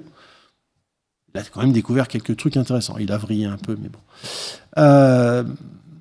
Donc, et vous voyez bien que quand on fait des arbres, on rapproche des mammifères, aujourd'hui, si on prend la cladistique, je ne sais plus, j'ai fait une diapo là-dessus, les oiseaux sont des dinosaures, en fait. Puisque dans la boîte dinosaures, on retrouve les oiseaux. Alors, il y a beaucoup de dinosaures qui ont disparu. Les descendants d'une partie des dinosaures sont les oiseaux. Donc, dans la boîte dinosaures, on a les oiseaux, si on fait des clades. Alors là, ça a été la grande bataille entre la phénétique numérique et la cladistique. Il y en a quand même qui ont dit « Ok, je suis d'accord avec tout ce que dit Hennig, la cladistique. » Donc ça s'est appelé la systématique évolutionniste. Mais quand même, on ne peut pas aller jusqu'à dire que les oiseaux, c'est les reptiles, casser tout ce qu'on vient de faire. Donc on va dire ok, mais quand même la morphologie reste importante. Je vous la fais courte là pour passer vite, mais bon, c'est une bataille qui a eu lieu, qui est finie, on va dire. C'est un affrontement scientifique. Tout simplement, l'argument, c'est que c'était absurde. Le bon sens veut que c'est pas possible. Alors là, quand on commence à sortir l'argument du bon sens en science, c'est pas bon signe, en général. Bon, je passe sur cet affrontement qui est pas hyper intéressant. Mais ça a été quand même compliqué de faire admettre ça. Et quand je dis ça a été compliqué de faire admettre, je ne suis pas sûr que c'est aujourd'hui passé totalement. Je dis, il y a encore des scientifiques qui ont du mal à l'accepter. Et puis, dans le cerveau, c'est compliqué. Alors, on arrive aux phylogénies modernes. Fin des années 80, biologie moléculaire arrive, l'APCR arrive. Bon, c'était l'objet d'une conf il y a quelques années, rupture et crise des moteurs dans l'histoire des sciences. La PCR, c'est une rupture technologique qui a amené plein de choses. Donc, en cladistique, avant, c'était morphologique. La PCR arrive, ça nous permet d'accéder à 3 choses, la séquence d'ADN, la séquence d'ARN et les séquences d'acides aminés dans les protéines. On va retenir surtout l'ADN, mais les autres ont été aussi utilisés. Et là, on a des caractères qui sont des caractères moléculaires. Caractères moléculaires qui sont nombreux. Une position d'un ADN, d'un nucléotide dans un gène, c'est un caractère. Si vous avez un gène qui fait 660 paires de bases, vous avez 660 caractères sur une séquence. Et on peut en avoir plein. Leur état est totalement objectif.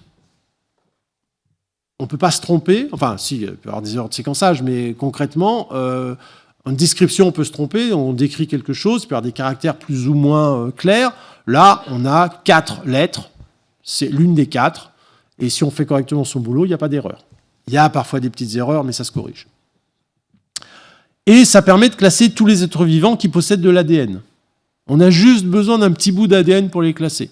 Donc ça, c'est une révolution. Et on est parti sur les arbres phylogénétiques basés sur l'ADN. Alors, il faut choisir les bonnes séquences. Il faut des gènes qui évoluent pas trop vite pour les espèces très éloignées, un peu plus vite pour les espèces proches. On a pris ce qu'on appelle l'ADN ribosomial, qui sont dans les ribosomes que tous les êtres vivants ont, puisque c'est ce qui permet de construire les protéines. Au milieu des années 2000, on était sur une ou deux séquences. Actuellement, on en est à un stade encore plus gros. On fait de la phylogénomique. C'est-à-dire, on séquence des bouts de génome entiers, voire des génomes entiers, et on fait de la phylogénétique. Vous voyez, le nombre de caractères qu'on a est énorme.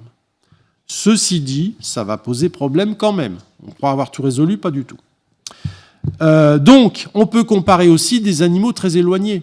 Avant, vous preniez un lichen et un cétacé. Comment vous voulez les comparer ? Eh bien, avec l'ADN, on peut. Donc ça aussi, c'est très utile. Le seul problème, c'est pour les dinosaures, c'est pour les fossiles. S'il n'y a pas d'ADN, on ne peut pas le faire. Donc ça, c'est sûr qu'on n'a pas pu les mettre dans leur phylogénie moléculaire, mais je vous rappelle qu'on a la cladistique classique basée sur les caractères morphologiques des os. Ça, on les a avec les dinosaures. Alors, ceci a révolutionné, certes, les choses, mais ça n'a pas tout changé. La plupart des embranchements traditionnels ont été validés. Alors, quand on est spécialiste d'un groupe, il y a souvent des discussions, des remises en question des groupes, c'est assez fréquent, mais les grands groupes sont à peu près restés. Bon, après, les poissons, les reptiles, ça a confirmé la cladistique, la phylogénie moléculaire a même renforcé. Par contre, ce qu'on s'est aperçu, c'est que les plans d'organisation décrits par Cuvier, qui étaient encore enseignés quand j'étais étudiant de manière importante comme élément structurant de la classification animale, ils ne sont pas figés. Donc en fait, on s'aperçoit que le vivant a été plus plastique qu'on le pensait. Et aujourd'hui, les grandes polémiques, les grandes discussions sur ce point précis, c'est quoi ? C'est plus les méthodologies. C'est comment on fait pour construire les arbres. Donc là, effectivement, il y a encore des discussions pour certaines, mais ça c'est à peu près... là, on est sur des méthodes très solides. Alors, on pourrait arrêter l'histoire ici, où on a trouvé le système parfait, et on arrive, on va tout classer le vivant. Là, c'est qu'une question de quelques années, parce que les choses s'accélèrent en plus. Pas du tout. Parce que maintenant, ce qui va... Alors, pardon, avant d'aller sur les problèmes, voilà ce que ça donne. Donc là, c'est un... Ça, vous trouvez, je vous ai mis l'adresse Internet du site. Ça, c'est la classification du vivant. Damien Devienne, c'est un collègue du LBBE à la DOI, qui a fait ce site Internet. Et vous voyez, au début, on a les 3 arbres du vivant, eucaryotes, archées, bactéries. Et puis, on peut aller zoomer dedans jusqu'aux espèces. C'est très joli, c'est assez impressionnant. Donc ça, c'est un des sites, il y en a plein d'autres, des sites sur l'arbre du vivant. Et c'est accessible à tout le monde. Alors, c'est des bases de données très scientifiques, très sérieuses, mais qui sont sur Internet totalement libres. Je fais la pub quand même pour un collègue. Moi, je trouve ce travail faramineux. Alors, les problèmes qui arrivent, c'est quoi ? C'est les transferts de gènes latéraux. Oui. Et ça va, c'est en train. Alors là, on est en plein dans l'histoire actuelle, enfin, qui date un petit peu de quelques années quand même, mais actuelle, c'est de dire, et ça on le sait depuis longtemps, que y a des transferts de gènes qui sont latéraux. Donc déjà, ça a amené il y a quelques années à dire l'ancêtre unique, il n'existe pas. L'ancêtre unique, c'est une soupe dans laquelle on a plusieurs trucs et ça a donné. Et puis vous voyez, alors mais on le connaissait depuis longtemps, que les mitochondries l'histoire des chloroplastes des mitochondries, tout ça, l'endosymbiose, etc., de tout ça, c'est connu depuis fin 20e quand même. C'est pas tout à fait nouveau. Par contre, le problème que ça pose, c'est que cette notion de transferts horizontaux ont amené à penser le vivant non plus en termes de phylogénie, comme on avait avec des arbres parentaux, on va dire, mais en termes de réseau. Et on dit déjà la racine de l'arbre de vie, on n'y pense même plus. Et en En fait, toutes les constructions, et encore qu'on fait aujourd'hui des phylogénies moléculaires, nous on en fait encore dans le labo, encore maintenant, sont basées sur le fait que les gènes sont obtenus par descendance, par transfert vertical, alors qu'on en a plein en horizontaux, surtout si on est sur les bactéries et les archées. Alors comment on fait? Et là, il y a deux écoles. Première école, pas de problème. On évacue tous les gènes qui se transfèrent horizontaux, on garde que les verticaux, et on a une phylogénie moléculaire qui est vraie. Donc ça, c'est une école. On repère les gènes transmis horizontalement, on les enlève, et on garde les autres pour la phylogénie. Pourquoi pas? Face à cette école, il y a Bill Martin qui a publié un article en 2006. Vous voyez, quand je dis récent, actuel, la science avant le lancement quand même, qui s'appelle The Tree of 1%, l'arbre de 1%. C'est-à-dire, lui dit, oui, ok, très bien, mais si on enlève tous les gènes que vous pensez être transmis horizontaux, vous ne gardez que 1% du génome. Et la question derrière, est-ce vraiment raisonnable de faire une phylogénie avec 1% du génome, et en oubliant les 99% autres? Ça, c'est une vraie question. Et donc, alors surtout sur les bactéries et les archées, effectivement, lui, il dit simplement que les arbres construits actuellement, c'est une classification, c'est plus une phylogénie. Il ne reflète pas l'histoire évolutive. Pour ça, il faut utiliser le système des réseaux et non plus des phylogénies telles que je viens de le définir jusqu'à maintenant. Et donc, aujourd'hui, moi, je sais que dans mon labo, j'ai vu des présentations là-dessus et ça vole très haut.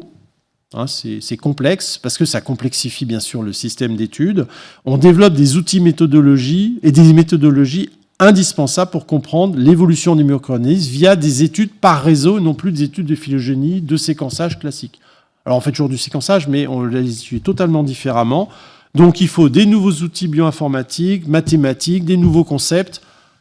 Donc il y a toute une branche là qui est en train de se développer actuellement de compréhension qui va peut-être remettre en cause certaines choses. Deuxième problème, c'est quoi le vivant? Je vais passer très vite là-dessus. Définir le vivant et le non-vivant, c'est fondamental pour étudier les origines de la vie sur Terre, mais aussi quand on va la chercher hors de Terre. C'est pour ça d'ailleurs que la définition du vivant la plus utilisée aujourd'hui, c'est celle de la NASA. La NASA a beaucoup travaillé sur le vivant, et c'est quoi le vivant? Parce que pour aller définir, si on trouve un truc sur Mars ou sur la Lune et dire que c'est vivant, il faut dire pourquoi c'est vivant. Donc c'est complexe. Aujourd'hui, il y a plein de définitions du vivant. Tout le monde n'arrive pas à se mettre d'accord. Bon, aujourd'hui, celle de la NASA, on va dire, fait référence. La plupart des critères traditionnels ne peuvent pas s'appliquer dans tous les cas. On a vraiment du mal. Il y a des philosophes qui participent d'ailleurs à la définition du vivant. Il n'y a pas que des biologistes. Bref, c'est compliqué. Et là-dessus arrive le cas des virus, par exemple. Aujourd'hui, vous avez vu, dans l'arbre, il y a 3 branches. Il n'y a pas les virus. J'ai vu quelques phylogénies où on a mis les mimivirus, par exemple. Et ils tombent vers les giardia, d'ailleurs. Je ne sais pas du tout pourquoi. Oui, j'ai vu ça récemment. Donc là, aujourd'hui, on les écarte du vivant parce qu'ils ne répondent pas à la définition de la vie acceptée par la plupart des biologistes. Mais il y a des chercheurs qui voudraient les inclure et en faire une 4e branche. Enfin, on voit qu'ils sont des fois dedans. Et là, ça complexifie les choses. Je ne sais pas où on va aller, mais c'est un des problèmes actuels qui se posent, définir le vivant et qu'est-ce qu'on y met. Voilà, je vais arriver à la conclusion. Cette conclusion, je vais revenir sur les problèmes quand même plus généraux, sur cette révolution conceptuelle qui n'est pas achevée. Alors, chez les systématiciens, c'est assez simple, alors même si avec les réseaux, ça va compliquer les choses. Donc, tous ceux dont la classification, c'est le métier, c'est simple. Mais quand on voit dans les ouvrages, même encore récents, de biologie, dans le secondaire, dans les journaux, on voit bien que, quand je vous ai parlé des poissons, par exemple, ça, c'est des choses qui ont encore du mal à passer. C'est-à-dire qu'il y a plein de freins culturels à cette systématique moderne. Et les grands freins qu'on va retrouver, c'est l'anthropomorphisme, déjà. Alors, ok, on a évacué Dieu et les anges de l'échelle naturelle, mais l'homme se retrouve au sommet. Et ça, c'est difficile d'expliquer. Enfin, il y a beaucoup de gens qui ont du mal et qui refusent, plus ou moins, l'idée que l'homme n'est pas plus évolué que n'importe quelle espèce animale autre. C'est-à-dire qu'on n'est pas mieux ou moins bien qu'une amibe, qu'un poisson, qu'un coquillage. C'est quelque chose de difficile à accepter. Bon, il faut quand même l'accepter. Tous les organismes sont aussi évolués les uns que les autres. Ils ont une histoire évolutive qui a duré exactement le même temps. Le finalisme, aussi compliqué. Il n'y a aucun but à l'évolution. Et ça, c'est quelque chose qu'on a aussi du mal à accepter. Dire, vous voyez, sur les forums, quand vous voyez des trucs créationnistes ou des évolutionnistes, comment ça peut être que le hasard qui fait qu'on est ce qu'on est ? Non, c'est pas possible. Bon, oui, c'est le finalisme. L'essentialisme, l'essence. J'ai vu un sujet du bac en 2024, la nature est-elle hostile à l'homme ? Et ça fait bondir quand on voit dans philosophie, ils en sont encore à des concepts pré-socratiques. Oui, la nature, avec un grand N, bien évidemment, non, la nature n'est pas hostile, elle est indifférente, elle n'en a rien à faire, ça n'existe pas, quelque part, c'est pas une entité. Et ça va expliquer, je vais finir là-dessus, pourquoi, effectivement, aujourd'hui, on a encore du mal à assimiler vraiment les aspects très modernes de la phylogénie et de l'histoire évolutive de la vie. Et je vais m'arrêter là-dessus.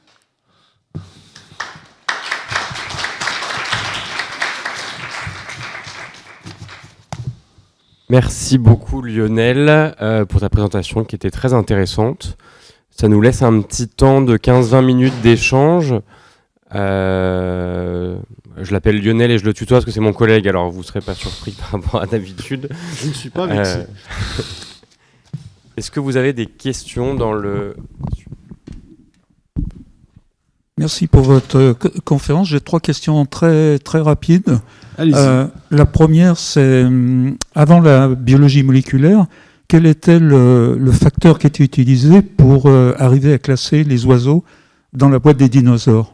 Sur quels critères on se basait pour arriver à cette conclusion-là ? Alors, je n'ai pas la réponse exacte, je ne vais pas la vérifier, mais tout simplement sur les critères de caractère osseux, de structure morphologique. Vous avez dit qu'on commençait à oublier la classification sur le seul critère de ressemblance morphologique, par exemple. Mais avec le système d'homologie, puis le système d'avoir un critère qui soit hérité, c'est la cladistique qui a amené ça. Il fallait que tous les descendants aient ce critère-là. Donc ça peut être un critère purement morphologique sur un os. Alors ça, je ne suis pas le mieux placé pour parler de ça, parce que ce n'est pas ma spécialité, mais quand on discute avec des systématiciens, alors qui sont en plus chacun spécialisé dans un domaine, qui sont capables de vous parler d'une boîte crânienne pendant des heures et de vous expliquer toute la différence qu'il y a entre 2 espèces que vous voyez qui se ressemblent, oui, c'est là-dessus qu'ils se sont basés. Et après, la phylogénie moléculaire a confirmé de toute façon tout ça. Oui. Mm-hmm. Et puis ma deuxième question, c'est l'introduction du concept de transfert de gènes horizontaux.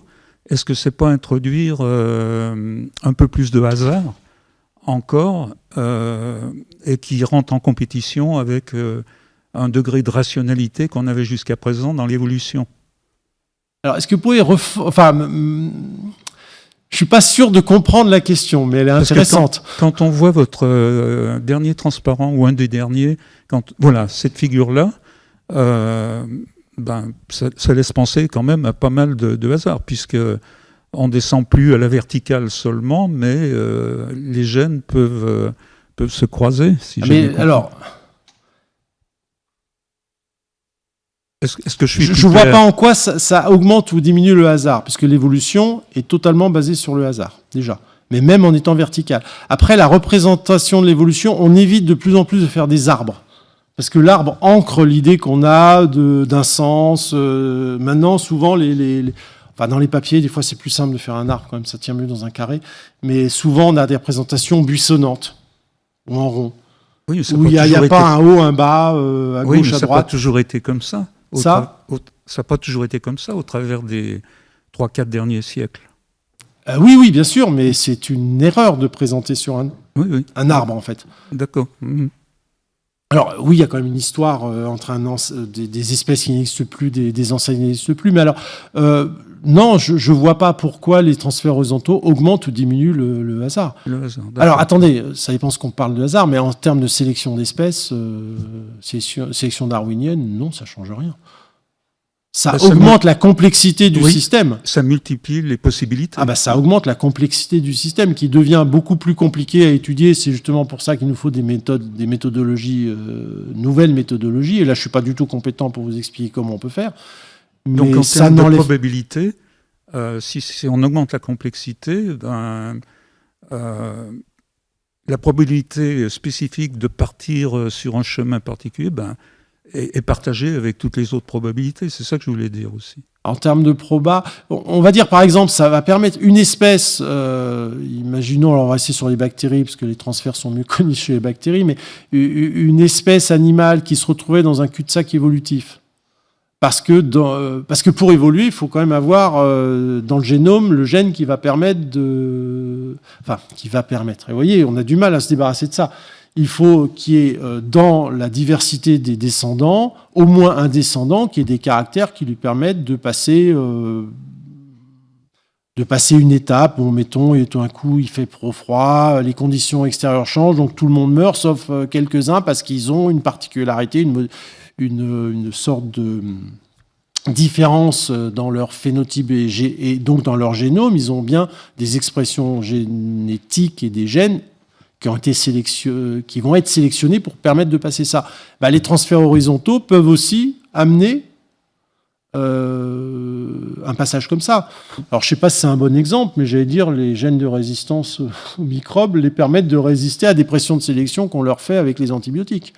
Et il y en a, c'est du transfert. Hein. Ce n'est pas dans leur génome qu'ils l'ont trouvé. C'est une autre bactérie qui leur a refilé. Et puis ma toute dernière... Alors, je ne sais pas si ça répond à votre question. Oui, si, très bien. Puis ma dernière question très courte sur l'histoire. Quel était l'objectif d'Aristote si la classification n'était pas une fin en soi pour lui et seulement un moyen? Lui, il décrivait le monde vivant. Il décrivait le monde vivant tel qu'il le voyait, qu'il l'observait. Et pour l'expliquer... c'est comme, moi je fais des cours de parasitologie, de zoologie, quand j'explique un groupe de parasites, c'est plus simple de dire, un nématode, c'est un ver non segmenté, rond, avec un intestin, plutôt que de le répéter à chaque fois que je présente un nématode. Donc j'ai fait une grosse boîte qui s'appelle, il y a une grosse boîte qui s'appelle nématode, et on peut donner les critères de tous les nématodes, et ensuite aller dans le détail. D'accord. Donc c'était purement pour pouvoir présenter les choses. Merci. Est-ce que vous avez des questions en haut aussi, hein, vous pouvez bien évidemment intervenir. Moi j'ai un petit commentaire, alors sinon je t'explique pourquoi je secouais la tête quand tu disais que Darwin était très croyant. Oui, j'ai vu. C'est que j'ai lu ses correspondances et qu'en fait on voit progressivement au cours de sa vie il a dû se poser une des questions. transition vers les gens disent, on va dire les plus prudents disent il a fini agnostique. Et peut-être les plus réalistes disent je ne sais pas si c'est réaliste, non, je rigole un petit peu, mais qu'il a fini athée, où vraiment on voit que à partir du moment, quand même, après le Beagle, et du moment où il développe sa théorie, il y a plein de commentaires où il dit, alors je ne me rappelle plus de tout, hein, c'est assez joli en fait, parce qu'il dit que c'est vraiment une souffrance pour lui, cette décroyance. Oui, on est bien d'accord qu'il était parti d'un point plutôt religieux, oui, quand même. Voilà. Mais sûrement, et il me semble que sa femme était, elle, très pieuse en plus. Oui, sa femme, même... elle lui dit, alors je ne me rappelle plus parce que les mots sont beaucoup plus beaux dans ces mots à elle que ce que je vais répéter, mais elle lui dit, tu te poses plein de questions, peut-être que tu as raison, c'est intéressant, etc. Mais moi, ce que j'en retiens, c'est que petit à petit, tu chasses Dieu et tu chasses la promesse d'éternité. Nous, on était censés rester ensemble pour l'éternité et si tu chasses Dieu, tu chasses aussi un peu cette promesse d'éternité. Il disait que lui, il avait beaucoup pleuré sur cette lettre, qu'il gardait toujours. Alors ça, j'ai pas trop regardé là. Alors pourtant, il y a une époque, j'ai pas tout lu là-dessus, mais c'est sûr qu'en tout cas, il était parfaitement conscient de ce problème-là, et c'est sans doute, si j'ai bien compris, pour ça qu'il a beaucoup traîné à sortir son livre, parce que ça l'embêtait quand même. Il voulait pas rentrer dans les histoires comme ça. Lui, il voulait faire de la science, c'est tout. Il le dit aussi dans ses lettres. Aussi, il tarde parce que pour lui, c'est pas assez abouti en fait. Au moment où il le publie avec Wallace, pour lui, c'est pas assez abouti. Il continue à faire des expériences chez lui, il met des graines dans de l'eau. Enfin, en fait, pour réfléchir à toute une liste de problèmes qu'il a anticipé un peu sur sa théorie. Et du coup, c'est assez drôle en fait, les lettres au moment où il reçoit ce que tu l'as bien dit, en fait, il reçoit ce truc de Wallace qui est en gros son idée qu'il est en train de développer depuis 20 ans, et lui il se dit non, je vais être prudent, je vais faire ça Et lui, quand tout je serai jeune, tout fougueux, quand je serai bien à fond quoi, de mon truc. Et puis il reçoit ça et il le dit à ses amis, et c'est assez marrant parce qu'il y a une ambivalence là. Quand même, c'est quelqu'un qui est humble, mais ça le gonfle un peu quand même que quelqu'un ait la il avait un statut primauté. quand même. Il était connu déjà à l'époque quand même pour Ah d'autres oui. choses, mais Et pourquoi on l'a retenu aussi, je pense qu'en fait, il a beaucoup produit au-delà de plus que Oui. Wallace en fait. Oui. C'est que lui, il a produit au-delà de la théorie de l'évolution, vraiment des descriptions de plantes, d'animaux, de coraux, Mais je lisais quand même que dans la présentation qu'ils ont fait à l'école linnéenne, la présentation de Darwin était quand même d'un niveau nettement supérieur à celle de Wallace. Wallace, il était au début de sa théorie, il n'a pas réfléchi pendant 20 ans sur la théorie. Alors c'est pour ça que Darwin a été nettement meilleur. Wallace, il a un peu, alors je me rappelle plus précisément, mais il a un peu dérivé après. Darwin, lui, il a continué avec la lignée de l'homme. En fait, lui, il mettait pas l'homme en dehors de cet arbre phylogénétique, alors qu'il me semble, mais à revérifier, parce que c'est des vieilles connaissances, mais que Wallace, il considérait quand même que l'homme était à part. Et j'ai pas lu la théorie de Wallace encore. Il a terminé, je crois, avec des petites dérives un peu c'est possible. Pseudo-scientifiques. Je me rappelle plus précisément, mais pas toutes très jolies, je crois. Ah. Est-ce que il y a des questions qui sont nées dans le public ou pas d'autres questions? Écoute, c'est que tout était parfaitement clair.